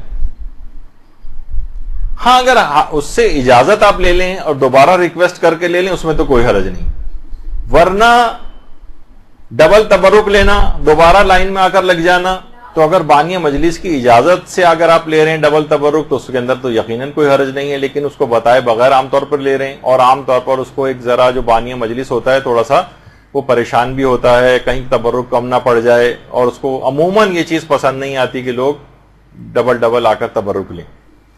تو اگر شک ہے آپ کو کہ پتہ نہیں وہ تیار ہے یا تیار نہیں ہے تو اس سلسلے میں دوسری دفعہ بھی آ کر تبرک لینا یہ جائز نہیں ہوگا. تو اچھا یہی والا مسئلہ تقریباً پیش آتا ہے مساجد کے اندر بھی, اگرچہ وہ میں ویسے ابھی ڈبل کی بات آ گئی تو لوگ ڈبل سجدگاہیں رکھ لیتے ہیں. مساجد میں اکثر جہاں رش زیادہ ہوتا ہے وہاں پر اکثر کم پڑ جاتی ہیں سجدگاہیں, تو لوگ کبھی پتے لے رہے ہوتے ہیں, کبھی کاغذ پہ سجدہ کر رہے ہوتے ہیں, کبھی لکڑی کے اوپر کر رہے ہوتے ہیں. تو مساجد میں اگر ڈبل سجدگاہ جو ہے کوئی شخص لے کے رکھے گا، ناک کے نیچے بھی اس نے سجدگاہ کہا کہ مستحب ہے تو میں دو رکھوں گا، ایک ناک کے نیچے ایک پیشانی کے نیچے، تو بعض اوقات یہ بھی حرام تک پہنچ سکتا ہے اور نماز میں بھی اشکال آ سکتا ہے. تو بہرحال اس بات کی ذرا اہتمام ہونا چاہیے کہ آپ تحقیق کر لیں اس سلسلے میں. اچھا، اسی طرح سے ایک سوال یہ ہوتا ہے کہ کیا غیر شیعہ افراد کو تبرک دیا جا سکتا ہے؟ غیر شیعہ افراد کو، تو اس کا جواب ہے کہ جی ہاں، غیر شیعہ افراد کو بھی تبرک دینے کی بالکل اجازت ہے. کہ دوسرا لوگ اکثر پوچھتے ہیں اور بیرون ممالک جو غیر مسلم ممالک ہیں کہ کیا کافروں کو بھی ہم تبرک دے سکتے ہیں؟ تو علماء فرماتے ہیں کہ جی ہاں، کافروں کو بھی تبرک دیا جا سکتا ہے، خاص طور پہ عاشورے وغیرہ کا جو کھانا ہے کافروں کو مثلا بھجوانا. فرماتے ہیں لیکن دو شرائط ہیں. ایک تو یہ کہ نجس نہیں ہونا چاہیے. مثلا آپ نے کہا کہ کیونکہ یہ تو کافر ہیں تو چلو ان کو تو کوئی ہم نجس چیز بھی جو ہے وہ دے سکتے ہیں، مثلا غیر شرعی طریقے کا جو ذبیحہ ہے اس کا پکوا کر ان کو دے دیا. نہیں، یہ نہیں کر سکتے. نجس نہیں ہونا چاہیے وہ. اور دوسرا ہے کہ مال حلال سے ہونا چاہیے، مال حلال سے. جیسے اکثر لوگ کرتے ہیں نا کہ جب وہ شکار وغیرہ پہ کہیں جاتے ہیں تو وہاں سے زندہ مچھلیاں بھی ہاتھ آتی ہیں، وہ اپنے لیے رکھ لیتے ہیں، اور مری ہوئی مچھلیاں جو ہیں وہ بھی ہاتھ آتی ہیں. تو بہت سے لوگ جو شہر سے باہر سے آ رہے تھے مری ہوئی مچھلیاں ساتھ لے لیتے ہیں کہ راستے میں جو پولیس والے وغیرہ ملیں گے اور وہ مانگیں گے کہ رشوت کے طور پر، تو ان کو مری ہوئی مچھلیاں پکڑا دیتے ہیں کہ مال حرام تو ویسے بھی کھانا ہے رشوت کے طور پہ، تو چلو مری ہوئی مچھلی کھلا دی جائے انہیں. تو اس طرح کی مختلف چیزیں ہوتی ہیں. تو نجس بھی نہیں ہونا چاہیے اور مال حلال سے بھی ہونا چاہیے. اچھا، ایک اور بھی ایک مسئلہ اس کے اندر یہ ہے کہ اگر کسی نے نظر کی ہے باقاعدہ کسی معین دن پر یا معین جگہ کی، تو پھر وہاں اس کے مطابق ہی عمل کرنا ضروری ہے. مثلا کوئی کہے کہ میں عاشور کے روز نظر کرتا ہوں، منت مانتا ہوں کہ عاشور کے روز مثلا میں کھانا کھلاؤں گا، تو پھر وہ جو کھانا کھلانے کا کسی اور دن نہیں چلے گا، اسے عاشور کے روز ہی کھلانا ہوگا کیونکہ معین دن کی نظر مانی ہے اس نے. یا اکثر لوگ جو زیارات پہ جاتے ہیں اور سید محمد کے جو روزے کے اوپر جاتے ہیں، تو اگر انہوں نے نظر کی کہ میں سید محمد کے روزے پر جب بکرا ذبح کرواؤں گا، تو اس نظر کو وہیں پورا کرنا ضروری ہوگا. چاہے آپ وہاں سے آ جائیں، جب آپ کا کام ہو جائے تو وہ پیسے وہاں بھجوا دیں جو وہاں پر ہی جانور ذبح ہو. لیکن اگر آپ نے عموم رکھا ہے، اس کے اندر کہا کہ جانور کہیں پہ بھی میں ذبح کروا دوں گی، لیکن یہ کہ میں ان کے نام پر، تو اپنے وطن میں بھی کر سکتے ہیں اور کسی بھی جگہ کر سکتے ہیں. تو اگر نظر ہے تو اگر کوئی معین کی ہے آپ نے جگہ یا دن، تو اس کے مطابق عمل کرنا ضروری ہوتا ہے پھر کہ تبرک پھر اسی طور پر ہی ہو جو آپ نے نظر مانی ہے اس کے مطابق ہونا چاہیے. اچھا، اب اس کے بعد ایک مسئلہ اس کے اندر یہ آتا ہے. ہاں، ایک سوال یہ بہت آتا ہے، یہ بیچ میں ایسے ہی آ گیا، اگر جو ہمارے اس سے متعلق نہیں تھا. یہ اتنا زیادہ یہ سوال پوچھا گیا تھا کہ میں نے سوچا کہ اسی میں سوال بھی ڈال دیجیے. کیا قربانی کے گوشت پر نیاز دی جا سکتی ہے؟ تو جی ہاں، دی جا سکتی. اتنے ہزار لوگوں نے سوال پوچھا کہ جو ہے اس کو سوچا کہ اس کو الگ سے بھی بیان کر دیا جائے. قربانی کے گوشت پر بھی نیاز ہو سکتی ہے. اچھا، اب ایک مسئلہ بہت پیش آتا ہے جس پر بڑا اعتراض ہوتا ہے کہ تبرک کتنا پکوایا جائے یا کتنا بنوایا جائے. اچھا، بعض لوگ اعتراضات کرتے ہیں کہ جناب مجالس اعظم بہت اسراف ہونے لگا. تو کیا یہ جو زیادہ پکوانا ہے یہ اسراف میں شمار ہوتا ہے یا تبرک کا زیادہ اہتمام کرنا اسراف میں ہے؟ دیکھیے، پہلی بات تو یہ ہے کہ اسراف میں اور تبذیر میں ایک فرق ہے. ہمارے تو عام طور پہ لوگ ایک ہی لاٹھی سے ہانکتے ہیں چیزوں کو. اسراف الگ چیز ہوتا ہے اور تبذیر الگ چیز ہوتا ہے. اسراف کیا ہے؟ ضرورت کے موقع پر زیادہ خرچ کرنا.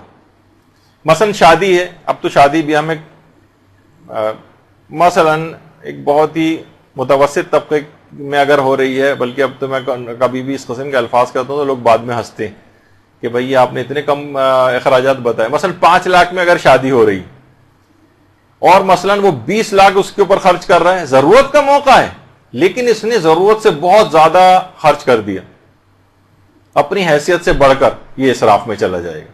اور بعض اوقات اس کا خمس بھی نکالنا پڑتا ہے اسراف میں جو پیسہ خرچ ہو جائے. اچھا، یہ تو ہے اسراف. اور تبذیر کس کو کہتے ہیں؟ تبذیر بلا ضرورت خرچ کرنا. وہ تو اسراف میں ضرورت تھی پھر زیادہ خرچ کیا تھا اپنی حیثیت سے بڑھ کر. تبذیر میں تو بلا ضرورت خرچ کرنا. مثلاً آپ 10 کا نوٹ ہے, آپ نے پھاڑ کے پھینک دیا, یہ تبذیر ہے. آپ نے مثلاً آگ لگا دی نوٹ کو, یہ تبذیر ہے. تو اسراف میں اس شخص کو دیکھا جاتا ہے کہ جو کہ اس کی حیثیت کیا ہے, اور تبذیر کے اندر حیثیت نہیں دیکھی جاتی. مثلا کہا جاتا ہے کہ دیکھیے اگر ضرورت ہے نا تو آپ 1000 واٹ کا بھی بلب جلائیے. مثلا اس وقت آپ اتنی بڑی تعداد میں خواتین یہاں بیٹھی ہوئی ہیں, کتنے اے سی چل رہے ہیں, پنکھے چل رہے ہیں, لائٹیں چل رہی ہیں, یہ ضرورت کا موقع ہے اس وقت. لیکن اگر کوئی بھی نہ ہو اور یہ سب لائٹیں, پنکھے اور اے سی چل رہے ہوں, یہ ناحق ہو جائے گا. یعنی اس کے اندر حق اور ناحق موقع جو ہے وہ دیکھا جاتا ہے. یعنی جب واقعی ضرورت ہو تو 1000 واٹ کا بھی بلب جلائیے, اور ضرورت نہیں ہے, دن نکلا ہوا ہے تو 0 پاور کا بھی کیوں جلائیں, ناحق موقع ہے. تو اسی طریقے سے مثلا اگر کوئی شخص بہت زیادہ امیر بھی ہے, مثلا کوئی کروڑ پتی, ارب پتی, اس کے لیے بھی 10 کا نوٹ پھاڑنا جائز نہیں. وہ کہے گا میں تو اتنا ارب پتی لی, کیا حیثیت ہے 10 کے نوٹ کی, میں پھاڑ رہا ہوں یا جلا رہا ہوں. نہیں, یہ تبذیر. تو ضرورت کے موقع پر اگر زیادہ خرچ کر دیا جائے, ضرورت کے موقع پر, مثلا علماء فرماتے ہیں کہ جیسے ایام عزائے تبرک اگر زیادہ بنوا لیا جائے اور خواہ اس میں بچ بھی جائے تو ظاہر ہے کہ پھینکنے کی تو اجازت نہیں ہے, لیکن ایسا اہتمام کیا جائے کہ غریبوں میں تقسیم کر دیا جائے, رشتہ داروں میں تقسیم کر دیا جائے, جو ایسا کہ عموماً ہمارے یہاں ہوتا بھی ہے, غربا میں تقسیم کر دیا جائے. پہلے سے ایسی جگہیں لوکیٹ کر کے رکھ لی جائیں کہ اگر تبرک بچ گیا, تھیلیوں کا انتظام یہ وہ, کہ ہم اس کو ضائع نہیں ہونے دیں گے اور لوگوں میں تقسیم کر دیں گے. اور عموماً ایسا ہوتا ہے, کیونکہ دیکھیے نیکی کے کام میں وہ جو ہے نا, روایات میں یہ بات آئی کہ لا خیر فی الاسراف ولا اسراف فی الخیر, خیر کے کاموں میں کوئی اسراف نہیں ہے اور اسراف کے کام میں کوئی خیر نہیں ہے. تو اس میں بھی یہی ہے. اور باقاعدہ جو ہمارے چھٹے امام جعفر صادق علیہ الصلوۃ والسلام,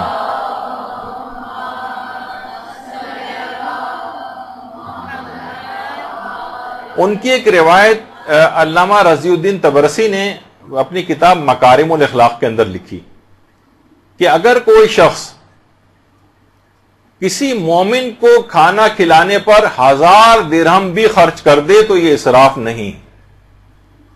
دیکھیے ایک چیز لوگ عام طور پر یہ کلچر کے اعتبار سے بھی بہت فرق ہو جاتا ہے. دیکھیے مہمان کا احترام, وہ جو ایک صاحب تھے انہوں نے کہا کہ جناب ایک مہمان ان کے گھر آئے, انہوں نے دال روٹی رکھ دی. کہا کہ دیکھیے وہی ہے نا کہ جو اپنے لیے پسند کرو وہی مسلمان بھائی کے لیے پسند کرو, تو ہمارے گھر دال روٹی تھی تو آپ کے لیے بھی یہ انتظام ہے. تو انہوں نے یہی کہا کہ جھوٹوں پر تو خدا کی لعنت ہے ہی, لیکن اتنے سچوں پر بھی اللہ کی لعنت ہو. تو بہرحال یعنی مہمان کو جب آپ کبھی گھر پہ بلاتے ہیں تو اس کے لیے اہتمام کریں, چاہے اس کے بعد کھانا بچ جائے, ٹھیک ہے, اس کو ضائع کر کے پھینکے نہیں کوڑے میں, اس کا کوئی انتظام ہو, اپنے پاس فریز کر کے رکھ لیں, کسی ملازم کو دے دیں, کسی جگہ بھجوا دیں, کہیں تقسیم کروا دیں. لیکن مہمان کے لیے اچھا سے کھانے کا انتظام کرنا, زیادہ مقدار میں کھانے کا انتظام کرنا, اس میں اسراف نہیں.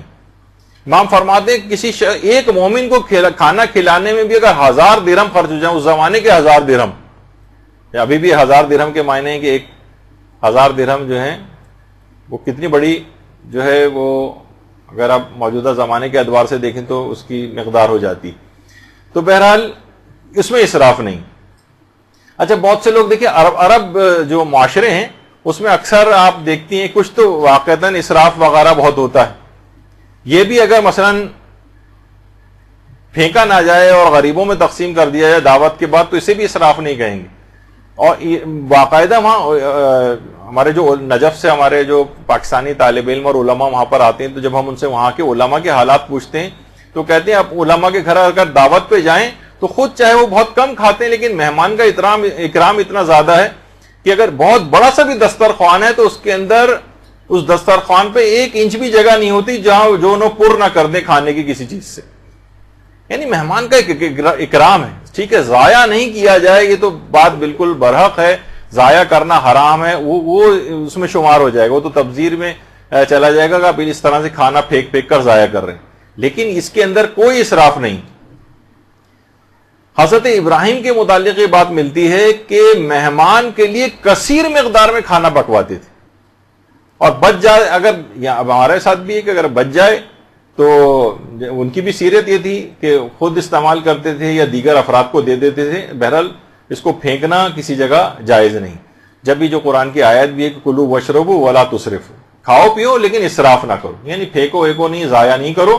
اور بلکہ روایت میں آیات میں یہ بات بھی آئی ہے کہ نہ تو اتنا کم کرو کہ بالکل ہی اپنے ہاتھوں کو گردن سے باندھ لو، نہ اتنے زیادہ اس کو کر دو کہ بالکل یہ معاملہ آپ کے ہاتھ سے نکل جائے. اتنا زیادہ آپ نے اسراف کر دیا اور کہ اس کے اندر حرام وغیرہ تک بات پہنچ جاتی.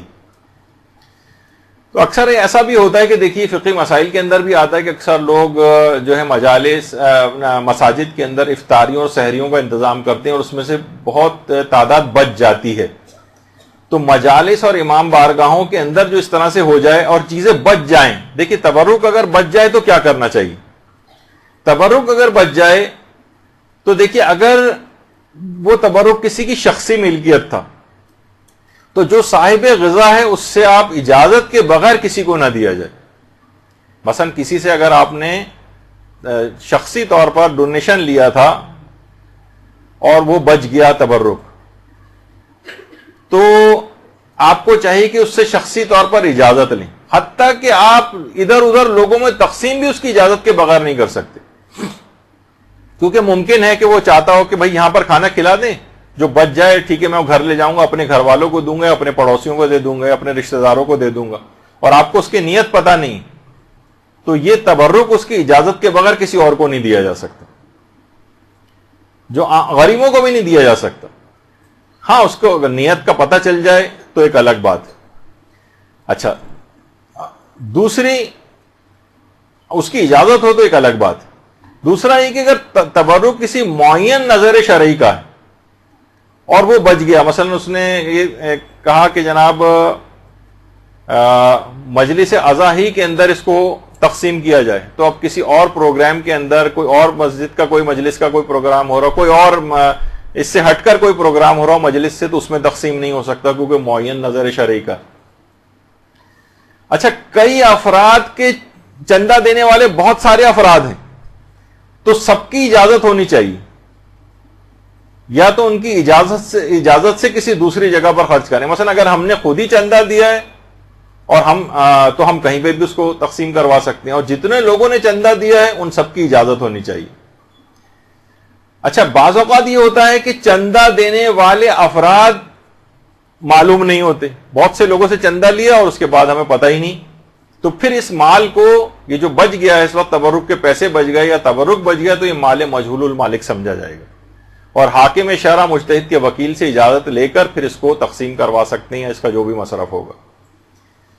سب سے بہتر تو یہ کہ جس وقت بھی چندے وغیرہ کام، کیونکہ یہ بہت اس کے سوالات بھی آتے ہیں، ہم نے دیکھا ہے علماء سے بھی پوچھے جاتے ہیں، مدرسے کے بھی اس پہ سوالات بہت آتے ہیں کہ اس طرح سے جو پیسہ بچ جاتا ہے اسے کیا کیا جائے. تو چندہ دینے والے افراد اگر نامعلوم ہیں تو حاکم شرع سے رابطہ کر کے ان سے اس پیسے کا مصرف معلوم کر لیا جائے. اچھا اب بہتر تو یہ کہ جس وقت چندہ لے رہے ہیں ان سے اسی وقت اجازت لے لی جائے کہ بھئی آپ دے رہے ہیں، جو بچ جائے گا ہم فلاں فلاں چیز میں استعمال کر لیں گے، تو پھر کام ٹھیک ہو جائے گا. اچھا پھر ایک سوال، آیت اللہ شبیری زنجانی ہمارے جو ایک مرجع ہیں اس وقت ماشاءاللہ حیات ہیں، ان سے بھی یہ سوال پوچھا گیا کہ تبرک وغیرہ کے سلسلے میں جو پیسے ہیں بعض اوقات وہ بچ جاتے ہیں، تو کیا ہم یہ کر سکتے ہیں کہ مسجد یا امام بارگاہ کا مائک خرید لیں؟ اس سے مائک وہ بھی تو ضرورت ہوتی ہے نا مجلس کے لیے، تو انہوں نے منع کر دیا نہیں، تبرک کے لیے اگر آپ نے لیا ہے تو اسی مصرف میں اس کو استعمال ہوگا، اس سے کسی اور مصرف میں اس کا استعمال نہیں ہو سکتا. پھر ایک سوال یہ ہوتا ہے کہ مساجد میں کیا کھانا کھلانا جائز ہے؟ مثلا بہت سے امام بارگاہیں چھوٹی ہیں، مسجد کے ہال بھی استعمال ہونے لگتے ہیں، اس کے بعد کھانا لگ رہا ہے، مسجد کے اندر بھی کھانا لگنا شروع ہو گیا اور دسترخوان بچھنے لگے. تو علماء فرماتے ہیں کہ 3 شرطیں پوری ہونی چاہیے. نمبر 1 تو یہ کہ متولی شرعی کی اجازت ہونی چاہیے، اس کی اجازت کے بغیر نہ کریں یہ کام. جو بھی متولی شرعی ہے مسجد کا، جس کے ہاتھ میں مسجد کا اختیار ہے مجتہد کی طرف سے. اور دوسرا یہ ہے کہ مسجد کو گندا اور خراب نہ کیا جائے. عام طور پہ ہم دیکھتے ہیں کہ مساجد کے اندر افطار وغیرہ کا انتظام ہو تو ہر قدم پہ ایک گٹھلی پاؤں کے اندر چپکی ہوئی ہوتی، یعنی کسی پلیٹ کے کارنر میں ایک وہاں نہیں رکھتے بلکہ ایسی کھایا اور وہیں پر پھینک دیا. مسجد کو اس طرح سے گندا کرنا یہ بھی جائز نہیں ہے. اور نمازیوں کے لیے کوئی مزاحمت ایجاد نہیں ہونی چاہیے. مثلا وہ بیچارہ نماز پڑھنے کے لیے آ رہا ہے, ہر طرف دسترخوان بچھے ہوئے, لوگ کھانا کھا رہے ہیں, نماز پڑھنے کی اسے کوئی جگہ نہیں مل رہی. ایسا نہیں ہو. ان کے لیے جو نماز پڑھنے والے ہیں ان کے لیے اتنی انف اسپیس ہونی چاہیے وہاں پر کہ وہ آرام سے نماز پڑھ سکیں. ان شرطوں کے ساتھ پھر اجازت مل جاتی ہے کہ مسجد کے اندر بھی کھانا کھلایا جا سکتا, یعنی یہ تبرک وغیرہ. اچھا, پھر یہ کہ اگر بالفرض زیادہ پکوا لیا جائے, ضرورت سے زیادہ اس کا اہتمام ہو جائے, تبرک کی جتنی ضرورت ہوتی ہے اس سے زیادہ, تو باقاعدہ علماء کی سیرت میں ملتا ہے کہ ایک مومن ہے صادق رفیعی, وہ سناتے ہیں کہ ایک دفعہ مسجد میں مائکرو فون لے کر کسی مولانا نے باقاعدہ اعلان کرنا شروع کر دیا تھا, اور کھانا جو پکوانے والے ہیں ان کی بڑی مذمت کی تھی کہ کھانا آپ لوگ بہت زیادہ پکوا لیتے ہیں, کم پکوایا کریں وغیرہ, اور لوگوں میں بانٹنا پڑ جاتا ہے, اور اتنا تقسیم کرنے کی کوئی ضرورت نہیں. کہہ رہے ہیں اسی رات کو ہمیں آیت اللہ شیخ جواد تبریزی کے پاس جانا ہوا. آیت اللہ شیخ جواد تبریزی کے سامنے یہ معاملہ رکھا کہ کیا کھانا میں کم پکوانا چاہیے, تو انہوں نے جواب میں یہ کہا کہ نہیں, کھانا مجلس عزا کے لیے کثیر مقدار میں پکوائیں, بچ جائے تو ٹھیک ہے گھر لے جائیں, لیکن کوئی کمی اس سلسلے میں نہیں ہونی چاہیے. دیکھیے, دینے والے مجلس عزا کے تبرک کے لیے دل کھول کر دیتے ہیں, پکانے والے دل کھول کر پکاتے ہیں, کھانے والے بھی اپنے طور پر کھاتے ہیں, لیکن معترضین کے پیٹ میں بلا وجہ کا ایک مروڑ اٹھ رہا ہوتا ہے. ان کو نہ ایک پیسہ دینا ہے, بلکہ کھانا کھانے والے میں تو وہ شمار ہوتے ہیں, پیسہ دینے والوں میں نہیں ہوتے, لیکن اعتراض سب سے زیادہ بڑھ کر وہی لوگ کر رہے ہوتے ہیں. خمس پر اعتراض سب سے زیادہ وہی لوگ کر رہے ہوتے ہیں جنہوں نے خود کبھی ایک پیسہ خمس نہیں نکالا ہوتا. تو دیکھیے, مجلس عزا کی جو شان و شوکت ہے اس کے اوپر اس کے اندر کوئی کمی نہیں ہونی چاہیے, اس پر ویسے ہی پیسہ خرچ ہونا چاہیے. اگر بچ جائے تبرک تو انتظامات ہوں, تھیلیاں ہوں, شاپنگ بیگس ہوں, بھجوانے کا انتظام موجود ہونا چاہیے. اور کتنے ہی ادارے ایسے ہیں, دیکھیے باقاعدہ آیت اللہ سیستانی کا بھی ان سے یہی کہا کہ پوچھا گیا کہ جناب اس طرح سے مجالس منعقد ہوتی ہیں, اور ایک وقت میں کئی مجالس عزا منعقد ہوتی ہیں, اور اکثر مجالس میں نیاز میں چاول وغیرہ تقسیم ہوتے ہیں, صبح تک یہ سلسلہ رہتا ہے. اس فراوانی میں کھانے کی بڑی مقدار کچرے کے ڈھیر میں پھینک دی جاتی ہے, اس بارے میں آپ کی کیا رائے؟ تو انہوں نے یہ فرمایا دیکھیے, تبذیر یعنی بلا ضرورت اس طرح سے خرچ کرنا یہ باعث غضب ہے, شرعاً حرام بھی ہے. ضروری ہے کہ ہر وہ اقدام کیا جائے جس کے ذریعے اس کو روکا جا سکے, اور یہ کام انتظامات کرنے والے اشخاص کے ساتھ صلاح و مشورے کے ذریعے ہو. یعنی جہاں پھینکنے والی بات آ جائے وہ تو کوئی بھی مجتہد برداشت نہیں کرے, وہ تو شیخ جواد تبریزی بھی منع کریں گے. وہ کہتے ہیں کہ نہیں, ہو جائے زیادہ پک جائے تو کھانا مومنین ساتھ باندھ کے لے جائیں یا غریبوں میں تقسیم ہو جائے, لیکن کمی نہیں کریں اس کے اندر کہ کچھ لوگ ایسے ہی واپس جا رہے ہیں, کھانا ختم ہو گیا گھر واپس جا رہے ہیں. نہیں, یہ اس کی شان و شوکت کے خلاف ہے.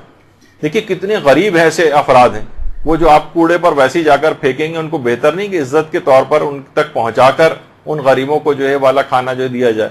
یہ کتنے جب شوکیسوں کے اندر جو لگی, بازار کے کھانوں کے اندر اکثر علماء نے کہا ہے کہ خاص طور پر دینی طالب علم بازاروں میں جو سجی ہوئی چیزیں ہوتی ہیں شوکیسوں میں, وہ خرید کے نہ کھائیں, ان میں ایک بے برکتی آ جاتی. غریب جو خرید نہیں سکتے ان کو حسرت بھری نگاہوں سے جب ان چیزوں کو دیکھتے ہیں, ان کھانوں پہ سے برکت اٹھ جاتی. تو بہرحال یہ کہ ان تک ویسے ہی چیز پہنچائی جائے. تو لیکن یہ کہ بارگاہ حسینی کے اندر تو دیکھیے سبھی فقیر ہیں, یا فقیر و غنی کا کوئی فرق نہیں. آیت اللہ محمد حسین غربی اصفہانی کمپانی آیت اللہ بہجت کے اساتذہ میں سے تھے, نجف میں ان کی عالمیت تھی. لوگ یہ دیکھتے تھے تبرک کی جو چائے ہے یہ خود نکال کر لوگوں کو دے رہے ہیں. مرجع تقلید جیسے آیت اللہ سیستانی خود چائے اگر تقسیم کرتے آپ کو نظر آئیں تو کیسا لگے گا؟ یعنی لوگ بڑے حیران ہو جاتے تھے. اچھا, یہ خود کیا کرتے تھے؟ چائے تقسیم کرتے تھے خود, جبکہ مرجع تھے آیت اللہ کمپانی. ان کے متعلق علماء کہتے ہیں کمپانی اسی وجہ سے کہ ان کے والد کی کمپنیاں تھیں, بہت ہی امیر کبیر آدمی تھے. لیکن اس کے بعد یہ نہیں کہ زیادہ مال و دولت ہو جائے تو علم دین سے اتنی زیادہ انسان بے رغبت ہوتا چلا جاتا, اس کی اولادوں میں بھی نہیں نظر آتا. یہ اتنا علم انہوں نے حاصل کیا, کتنے مالدار ترین باپ کے بیٹے ہونے کے باوجود کہ عالمیت کے اس پہ مرجع تقلید بنے. اور اس کا انکساری کا یہ عالم تھا کہ باقاعدہ لوگوں کو خود سے چائے نکال کر دیتے تھے, اور عزاداروں کے جوتے سیدھے کیا کرتے تھے. لوگ کہتے تھے ارے آقا یہ کیا کر رہے ہیں؟ یعنی اتنے عظیم عالم, سوچیں کہ آیت اللہ میلانی جیسے مرجع تقلید, وہ بھی ان کا شاگرد تھا, کہ آقا یہ کام ہمیں کرنے دیں. وہ کہتے تھے ارے تم یہ کیا بات کرو گے، میں کام تمہیں کرنے دوں اور خود نہ کروں، یہ مجلس شہزادی فاطمہ الزہرا سلام اللہ علیہ ہے. اللہم صلی علی محمد وعلی محمد.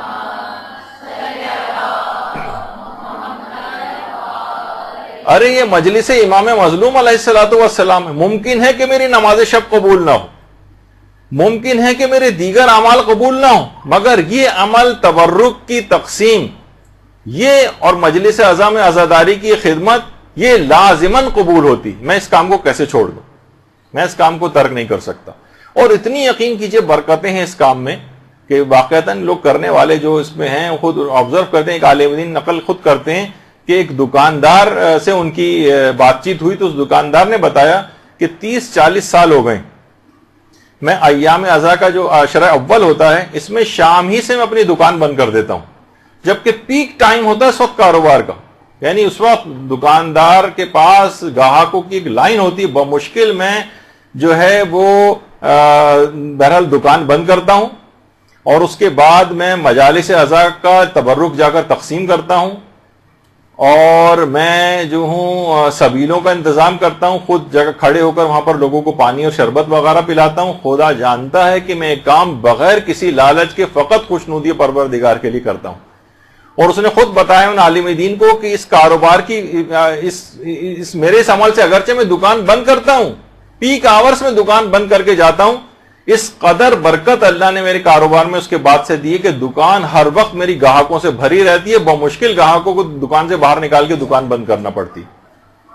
اللہم صلی علی محمد وعلی محمد.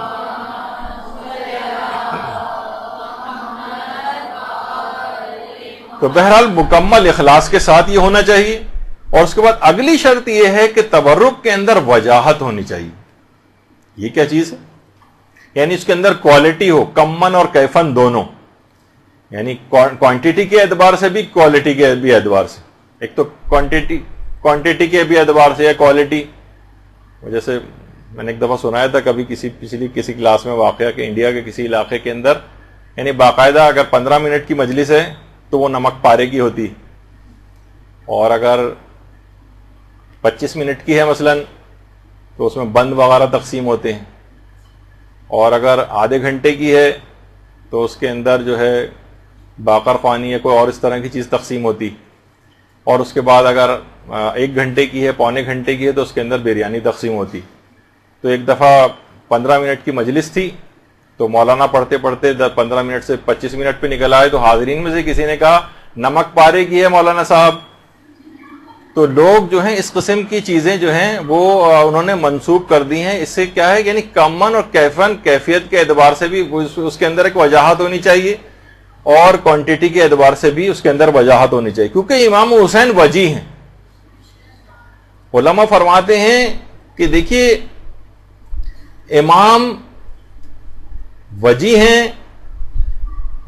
اور ان کے اندر یا وجیحن عند اللہ اشفع لنا عند اللہ جو آپ پڑھتی ہیں وہ یہی تو کہتی ہے دعائے توسل کے اندر کہ آپ کا مقام، آپ اتنے وجی ہیں، مقام آپ کا پروردگار کی بارگاہ میں بہت بلند ہے. تو ان کے تبرک میں بھی وہی چیز ہونی چاہیے، یعنی اس تبرک کو پریزنٹیبل ہونا چاہیے.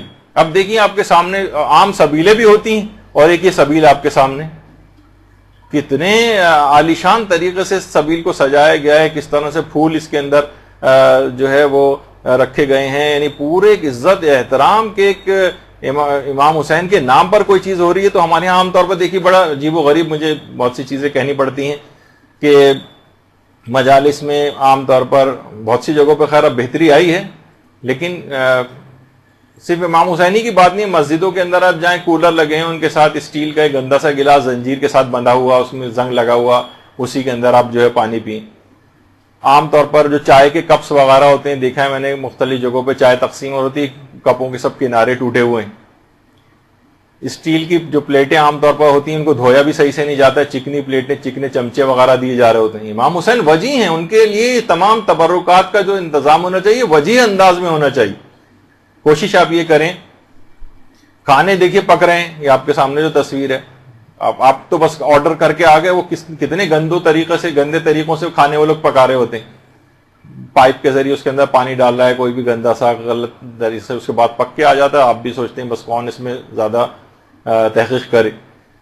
تو ایسا نہیں ہونا چاہیے. دیکھیے کوشش کریں کہ ڈسپوزیبل کپس استعمال کر لیں. اب لوگوں کی طرف فطرتیں ذرا نفیس ہو گئی ہیں، بہتری کی طرف وہ جاتے ہیں، کراہیت کرتے ہیں. کیوں گندے کپوں کے اندر ایک کے دوسرے کو تیسرے، بہت سی بیماریاں بھی بعض اوقات لگ جاتی ہیں اس انداز سے، گندے کھانوں کی وجہ سے یا گندے برتنوں کی وجہ سے. تو آپ دیکھیں کہ بہت سی جگہوں پر جہاں اس کا اچھا اہتمام ہوتا ہے تو باقاعدہ جو پلاسٹک کی گلوز پہن کر چیزوں کو جو ہے وہ سرو کیا جاتا ہے. اور یہ آپ دیکھ رہے ہیں کہ خود ائمہ کے حرموں میں یا جو اچھی جگہ ہیں بعض اوقات وہاں پر سب نے پلاسٹک کی گلوز وغیرہ پہنے ہوئے ہیں، حتیٰ کہ جو ہیں وہ میڈیکل ماسک وغیرہ لگائے ہوئے ہیں تاکہ اس کے اندر کسی بھی طرح کے کوئی جراثیم یا وہ اس طرح سے نہ جائیں. تو اچھے طریقوں سے، پریزنٹیبل طریقے سے بھی سب چیزیں ہو سکتی ہیں. اچھا، کھانوں میں اگر آپ دیکھیں تو مضر صحت چیزیں، انتہائی چکنے قورمے، اور وہ جس کے اندر گھی اور تیل اتنا زیادہ ہوتا ہے کہ ہر شخص، اتفاق سے بھی پچھلے دنوں ہی اتنے زیادہ میرے پاس اس قسم کے فون آئے کہ ظاہر ہے کہ میڈیکل سے بھی ہمارا جو واسطہ ہے، تو لوگ عام طور پر جو رشتہ دار وغیرہ جو فون کرتے ہیں، اتنی بڑی تعداد میں لوگوں کے پیٹ خراب ہوئے، کسی کو موشن لگے ہوئے ہیں، کسی کے پیٹ میں درد ہو رہا ہے. کیا ہے کہ انہی کھانوں کی وجہ سے کسی کو بے تحاشا ایسیڈیٹی ہو رہی. آپ امام کے نام پر لوگوں کو چیزیں کھلا رہے ہیں، ان کو مضر صحت چیزیں کھلا رہے ہیں، ان کے کولیسٹرول لیول بڑھ رہے ہیں، وہ بیمار ہو رہے ہیں، دل کے مریض بن رہے ہیں، ان کے تیزابیت ہو رہی ہے، ان کی کوالٹی آف لائف خراب ہو رہی ہے. کیا کیا جا رہا ہے؟ یعنی امام کے نام پر کھانا اس انداز کا ہونا چاہیے کہ جو کہ مضر صحت نہ ہو، سستے ترین گھی اور تیل نہ ہو. خیر اب اس پہ بھی آگے چل کر بات آئے گی کہ آلٹرنیٹ کیا بہتر چیز ہونی چاہیے. پھر یہ کوشش یہ کریں کہ پریزنٹیبل طریقے سے عزت کے ساتھ لوگوں کو دیں. تبرک بھی اگر آپ تقسیم کر رہے ہیں ایک عزت کے ساتھ، احترام کے ساتھ، جو دیکھیے کہ یہاں تک بھی یہ چیز ملتی ہے کہ لا تبطلوا صدقاتکم بالمن والاذى، اپنے صدقات کو باطل نہ کرو اے ایمان والو، منت رکھ کر اور اذیت دے کر. تو بعض اوقات یہ ہوتا ہے کہ انسان بڑا گھمنڈی ہو کر، اس میں بہت ساری چیزیں ہیں کہ منت رکھ کر اور اذیت دے کر باطل نہ کرو اپنے صدقات کو. اس کے کیا معنی ہے، اس کی تفصیل میں تو ابھی میں نہیں جا رہا. بہرحال اس کے اندر ایک یہ بھی ہے کہ اس پہ بڑا احسان رکھ رہے ہیں، بڑے گھمنڈی انداز میں دے رہے ہیں. ایک دفعہ خود ایک بڑی مجلس اعضاء میں خود شریک تھا، اور اس کے بعد وہاں تبرک تقسیم ہو رہا تھا، شیر مال وغیرہ تقسیم ہو رہے تھے، میں بھی لائن میں لگ گیا. تو یقین کیجئے کہ وہ جو افراد تبرک تقسیم کر رہے تھے، وہ جتنا رعونت کے ساتھ، گھمنڈ کے ساتھ، تکبر کے ساتھ لوگوں پہ چلا رہے ہیں، چیخ رہے ہیں، لائن میں لگو فلاں یہ وہ، یعنی توہین آمیز ایک طریقہ تھا ان کا. ایسا نہیں ہونا چاہیے. تو اور نہ ہی اس کے اندر کوئی تفاخر ہونا چاہیے.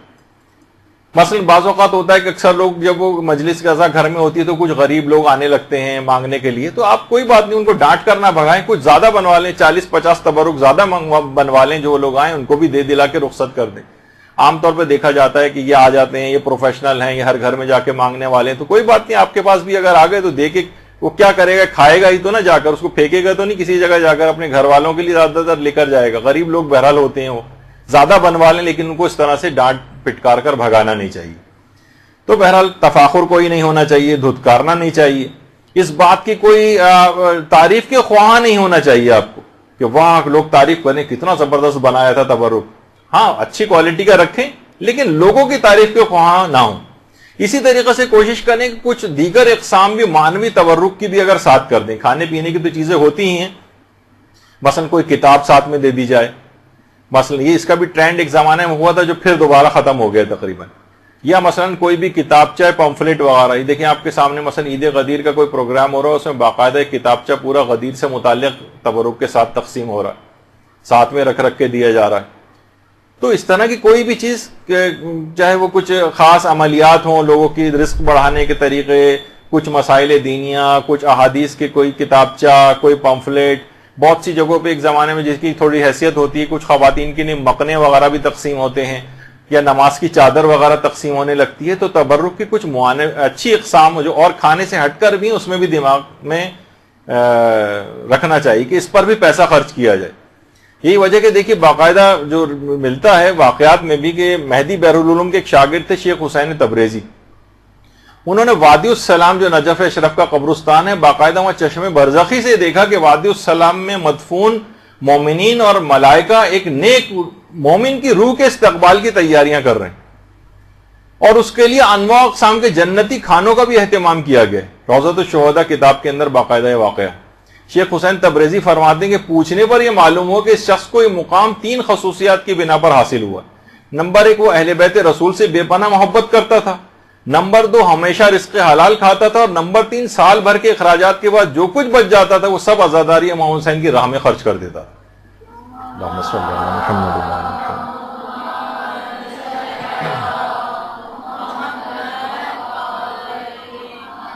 تو بہت خصوصیات ہیں اس کی، اس کے اوپر پیسہ خرچ کیا جائے۔ یہ وجہ ہے کہ احمد خمینی جو امام خمینی کے بیٹے ہیں، کہتے ہیں کہ امام خمینی کے انتقال کے بعد میں نے ان کو ایک دفعہ خواب میں دیکھا تھا اور ان سے پوچھا تھا کہ بابا اس جہان کے اندر کون سی چیز زیادہ فائدہ پہنچانے والی؟ تو امام خمینی نے اپنے بیٹے سے کہا تھا کہ محمد و آل محمد کی ولایت اور ان کی محبت، اس کے اوپر سرمایہ کاری سب سے زیادہ کرو، اس پر پیسہ خرچ کرو، اور خود بھی اور اپنی اولاد کو بھی اہل بیت کے دامن سے وابستہ کرو، ان کے گھر کی نوکری کرو اور ان کی پناہ میں آ جاؤ۔ یہ چیز سب سے زیادہ فائدہ پہنچانے والی۔ اور باقاعدہ دیکھیے یہاں تک ملتا ہے کہ عیسائیوں تک کے لیے وہ بھی ہے، اور ہندو وغیرہ بھی اس کے اندر پیسہ خرچ کرتے ہیں۔ انڈیا کے ہندوؤں کے متعلق بات ملتی ہے کہ وہ بھی تبرک وغیرہ کے اندر جو ہے وہ پیسہ خرچ کر رہے ہوتے ہیں، تو اور ان کو بھی اس سے فائدہ ہوتا ہے۔ باقاعدہ بہار میں بھی یہ روایت ہے، سفینۃ البہار میں بھی ہے کہ حدیث میں امام نے بات فرمائی ہے کہ لوگ یہ گمان کرتے ہیں کہ ہماری محبت سے غیر مسلموں کو کیا فائدہ پہنچے گا۔ امام نے فرمایا خدا کی قسم وہ غلط گمان کرتے ہیں، ہماری محبت ان کے لیے بھی فائدہ پہنچانے والی۔ اچھا، اب وہ فائدہ کیسے پہنچاتی؟ علماء کہتے ہیں یا تو ان کے عذاب میں کمی ہو جائے گی، یا مثلا ان کی عاقبت بخیر ہو جائے گی۔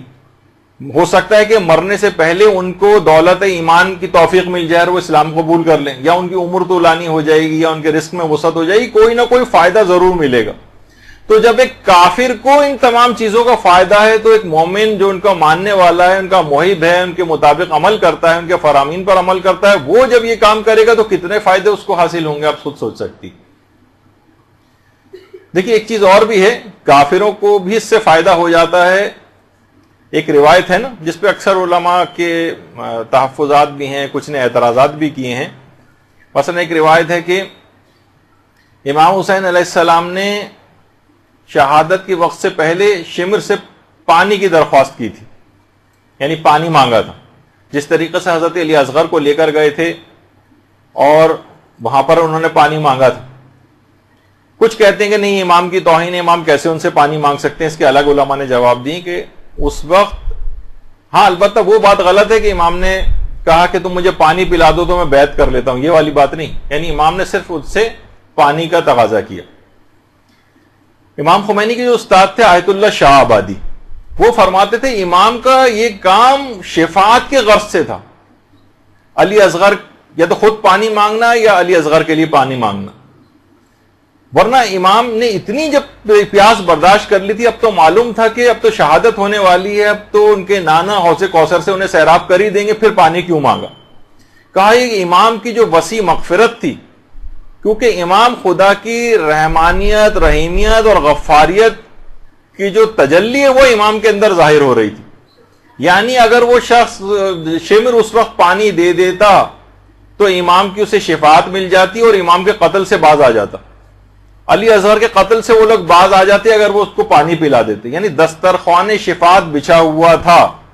امام نے ظاہر ہے وہ کوئی بھی شخص نہیں چاہتا، امام ہرگز نہیں چاہتے تھے کوئی بھی شخص جہنم کے اندر اس انداز سے چلا جائے، دسترخوان شفاعت بچھانے کی وجہ سے انہوں نے پانی مانگا تھا، نہ کہ صرف ان کو تو پتا تھا تو کچھ ہی دیر کے اندر شہادت ہو جائے گی اور حوض کوثر سے سیراب ہو جائیں گے۔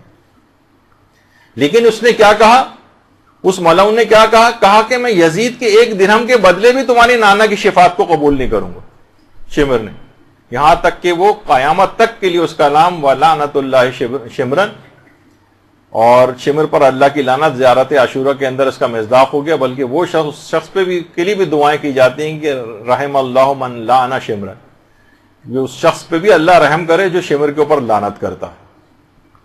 تو بہرحال اس کا مصداق ہو گیا وہ۔ تو صرف پانی پلانے سے اتنا زیادہ اس کو ہو جاتا کہ اتنے عظیم گناہ سے وہ باز آ جاتا اور عاقبت اس کی بخیر ہو سکتی تھی، دسترخوان شفاعت بچھا ہوا تھا۔ تو اب دیکھیے خود وہ پانی پلانا، مومنین جو ایک دوسرے کو پانی پلا رہے ہوتے ہیں اور سبیرے لگا رہے ہوتے ہیں اور کھانا کھلا رہے ہوتے ہیں، ان کے لیے کتنا زیادہ اس کے اندر فوائد ہوں گے۔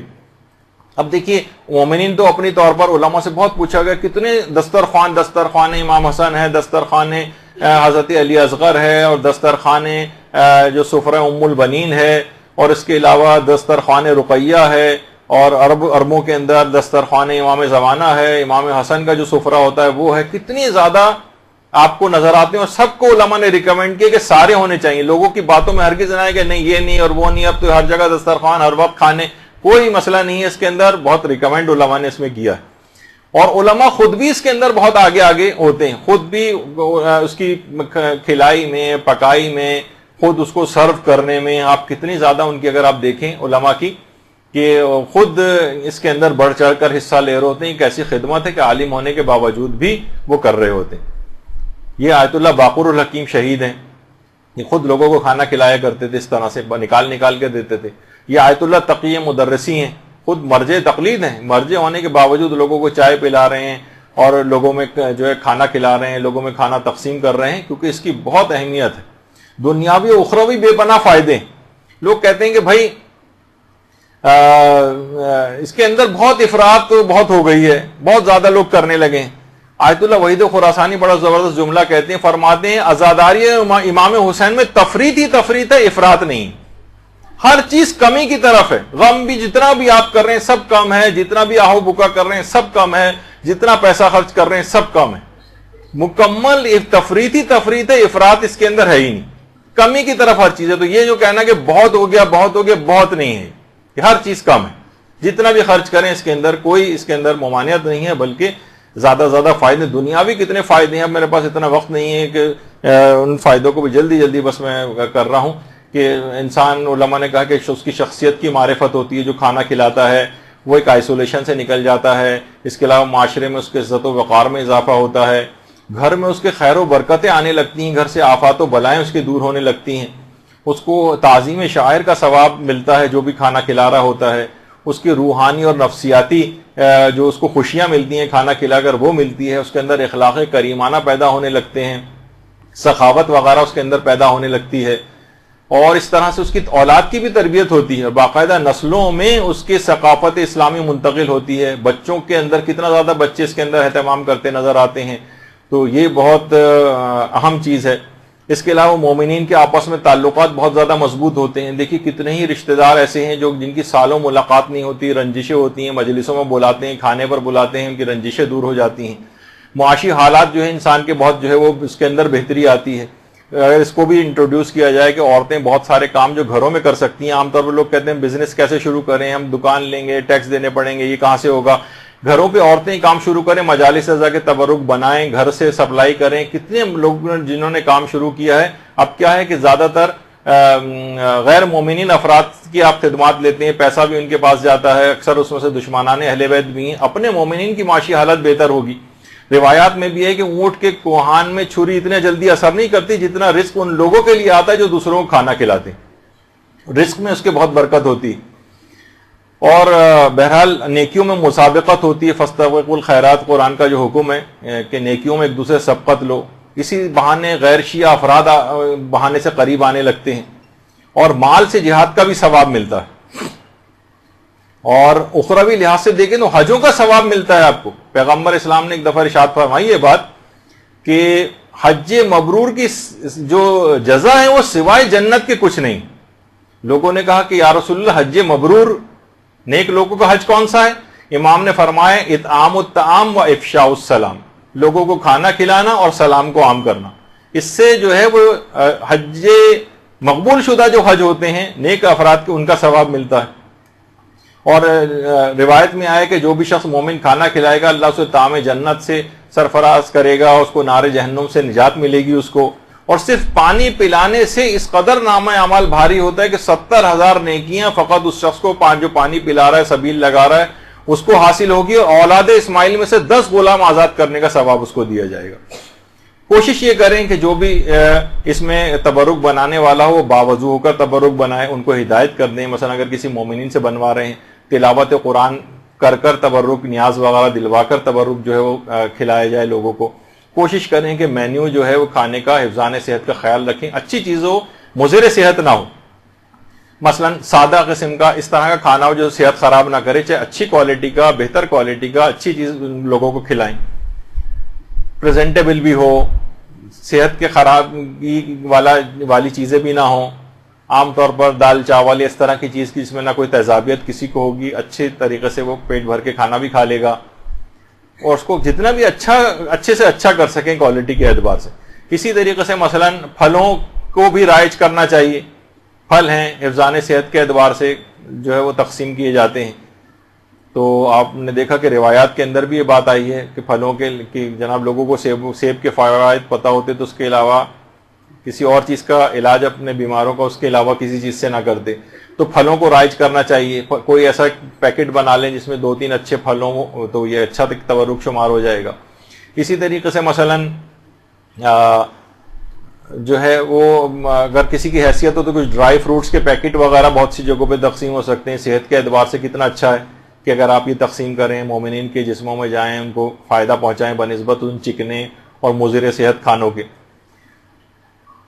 تو کوشش کریں کہ پیٹ بھر کر لوگوں کو کھانا کھلائیں. اور اس کے اندر ایک اور خصوصیت یہ بھی ہے کہ دیکھیے اس میں امیر اور غریب بھی ایسے ہی پارٹیسپیٹ کرتا ہے اس کے اندر، اپنے پیٹ کو کاٹتا ہے. چاہے اس کو صرف 40 پہ لوگ دیکھتے ہیں انتہائی غریب لوگ ہیں لیکن پھر بھی وہ وہاں جا کر خدمت کر رہے ہوتے ہیں. اور تبرک میں دیکھیے شفا یابی کی بھی ایک صفت ہوتی اور باقاعدہ آیت اللہ سعید الحکیم سے بھی یہ چیز پوچھی گئی ہے. تو مریضوں کے لیے باقاعدہ اسپتال کے مریض ہوتے ہیں ان کے لیے لوگ باقاعدہ تبرک لے جا کر تاکہ وہ شفا یاب ہو جائے. اور یہی چیز جیسے بھی میں ذکر کر رہا تھا کہ آیت اللہ سعید الحکیم سے بھی پوچھی گئی کہ ہم شفا یابی کے لیے تبرک جو مجلس اعضاء کا ہے اس کو لے جا کر مریضوں کو کھلا سکتے ہیں. تو انہوں نے کہا بالکل، ان کی شفا یابی کی نیت سے تبرک لے جانا اور ان کو اگر صحت اجازت دے تو وہ کھا سکتے ہیں اس کو. ایک واقعہ ہے جو حضرت زہیر ابن قین کا، بس اس کو جلد سے جلد مکمل کرتے ہیں بس آخری 2 منٹ میں. یہ اکثر یہ والا واقعہ بہت جگہ پڑھا جا چکا ہے لیکن اب کیونکہ پوری تبرکی کی گفتگو ہو رہی ہے تو یہ واقعہ باقاعدہ سوانح زہیر ابن قین جو آغا مہدی لکھنوی نے جو کتاب لکھی ہے اس کے اندر یہ واقعہ ہے کہ مدرسۃ الواعظین لکھنؤ کے پرنسپل مولانا دل اختر صاحب یہ بات بیان کرتے ہیں کہ زمانے طالب علمی میں جب ایک دفعہ تبرک پہ بات نکلی تو شمس العلماء سید سبط حسن نے اپنے شاگردوں سے یہ بات کہی کہ جو شخص کسی مریض کی صحت یابی کے لیے روزہ رکھے اور افطار کے بعد یہ دعا کر کے بستر پہ آئے کہ اے زہیر ابن قین طبیب لشکر حسینی میرے مریض کے لیے دوا تجویز کر دیجئے، تو خواب میں ایک بزرگ اس بیماری کا نسخہ لکھوا دیں گے. ایک مریض کی بہن نے بھائی کی صحت یابی کے لیے روزہ رکھ کر حسب ہدایت دعا کی تو خواب میں دیکھا کہ لوگ ایک شخص کو گھیرے ہوئے ہیں اور وہ مریضوں کو کچھ نسخے لکھوا رہے ہیں. بہن نے بھائی کے مرض کی دوا چاہی تو جواب ملا کہ تو خود دوا نہیں لیتا ہے. انہوں نے کہا ایسا تو نہیں ہے، دوا تو اس نے بہت کی ہے لیکن شفایاب نہیں ہوتا. فرمائے وہ مجلس حسین کا تبرک کیوں نہیں لیتا ہے؟ صبح ہوئی تو اللہم صلی علی محمد و علی محمد.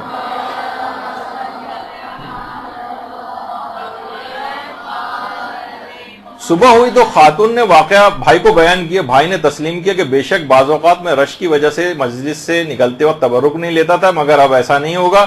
اس کے بعد جو بھی پہلی مجلس اس میں شریک ہو کر اسی مجمع سے زحمت اٹھا کر اسے تبرک حاصل کیا، اسے تناول کیا تو اس کا مرض بالکل جاتا رہا. اللہم صلی علی محمد.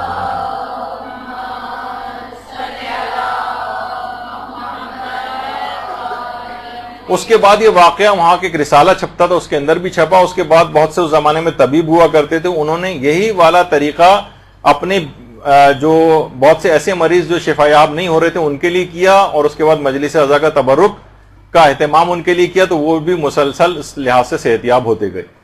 تو بہت اس کے بعد یہ واقعہ جو ہے وہ مشہور بھی ہوا. تو بہرحال دیکھیے یہ ایسی چیزیں ہیں. اور اب اس کی اتنی اہمیت ہے کہ باقاعدہ اسرار الشہادات علامہ دربندی کی کتاب اس میں پہلی جلد کے اندر ایک واقعہ ہے قطیف کی خواتین کی ایک مجلس کا کہ ایک غریب اور مخلص خاتون تھی، ایک مومنہ، اس کے گھر مجلس تھی، لوگوں کی زیادہ تعداد وہاں پر بھی آ گئی. اب وہ بہت پریشان ہوئی کہ میں ان کا انتظام کھانے کا کیسے کروں گی. تو اس قطیف کی اس مجلس میں عورتوں نے باقاعدہ مشاہدہ کیا کہ اچانک سے کچھ نورانی اور ملکوتی خواتین اس محفل کے اندر آ گئیں. صلی اللہ علیہ محمد.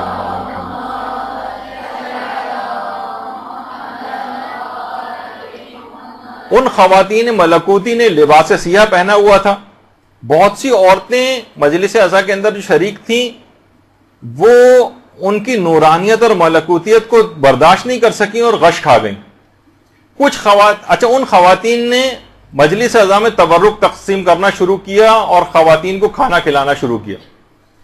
چند خواتین نے ہمت کر کے ان سے پوچھا، ان نورانی خواتین سے، کہ آپ کون ہیں؟ ہم نے اس سے پہلے کبھی آپ کو دیکھا نہیں.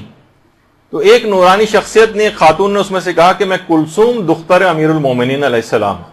اللہم صلی علی محمد وعلی محمد.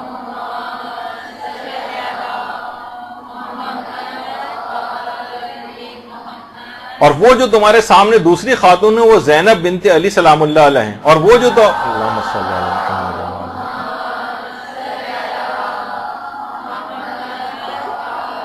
اور وہ جو تیسری خاتون تمہارے سامنے وہ خدیجہ طاہرہ ہیں. اللہم صلی علی محمد.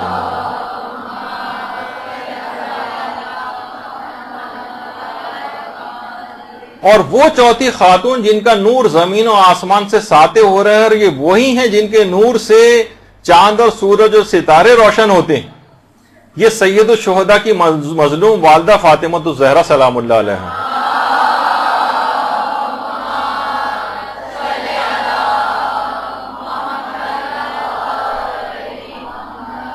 ہم اس مجلس میں اس وجہ سے آئے ہیں تاکہ ہم تمہیں اس سے شرمندگی سے بچائیں اور تبرک ہم خود تقسیم کریں. باقاعدہ اسرار الشہاد اکثیر العبادات فی اسرار الشہادات میں علامہ دربندی نے اس کی پہلی جلد کے اندر اس واقعے کو لکھا.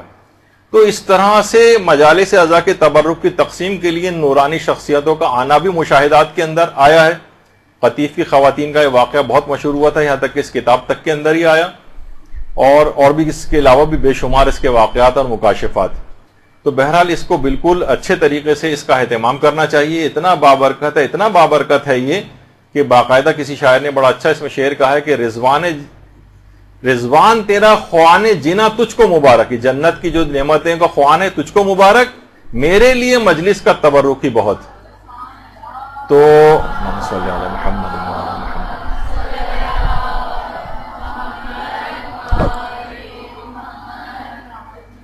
تو یہاں پر ہم اپنی گفتگو اختتام کرتے ہیں. اس میں جتنے بھی فقہی احکام تھے، جتنے اخلاقی باتیں تھیں، جتنی صحت کے اعتبار سے چیزیں تھیں، جتنے اعتراضات اس سلسلے میں تھے، آپ نے مشاہدہ کیے کہ تاکہ آپ کے سامنے سب دلائل آ جائیں. اور کبھی کوئی اس سلسلے میں کسی بھی قسم کی کمی کا کوئی نعرہ لگائے، اس کا کوئی متبادل آپ کے سامنے پیش کرے، تو آپ تمام دلائل کے ساتھ اس کو جواب دیں کہ علماء اور مراجع اور مجتہدین نے اسی کی تاکید کی ہے. اس میں جتنی زیادہ اس کے اندر کوششیں کی جائیں، کتنا زیادہ اس کا اہتمام کیا جائے، اس کے اندر کوئی اسراف نہیں ہے. اور اگر کچھ بچ جائے تو لوگوں کے اندر تقسیم کرنے کا اہتمام کرنا چاہیے. تو گفتگو یہاں پر اختتام پذیر ہوتی ہے. انشاءاللہ ایک کلاس مسائل عزاداری کے سلسلے میں فقہی مسائل کے حوالے سے آگے اور بھی ہوگی اگلے ہفتے. اور انشاءاللہ مزید کچھ نئے جو احکام ہیں عزاداری کے، کچھ فقہی جو اس سے پہلے ہم نے بیان نہیں کی، وہ انشاءاللہ اس کے اندر بیان ہوں گے. وہ صلی اللہ علی محمد وآلہ الطیبین الطاہرین. برحمتك يا أرحم الراحمين وصلى الله على محمد وآله الطاهرين.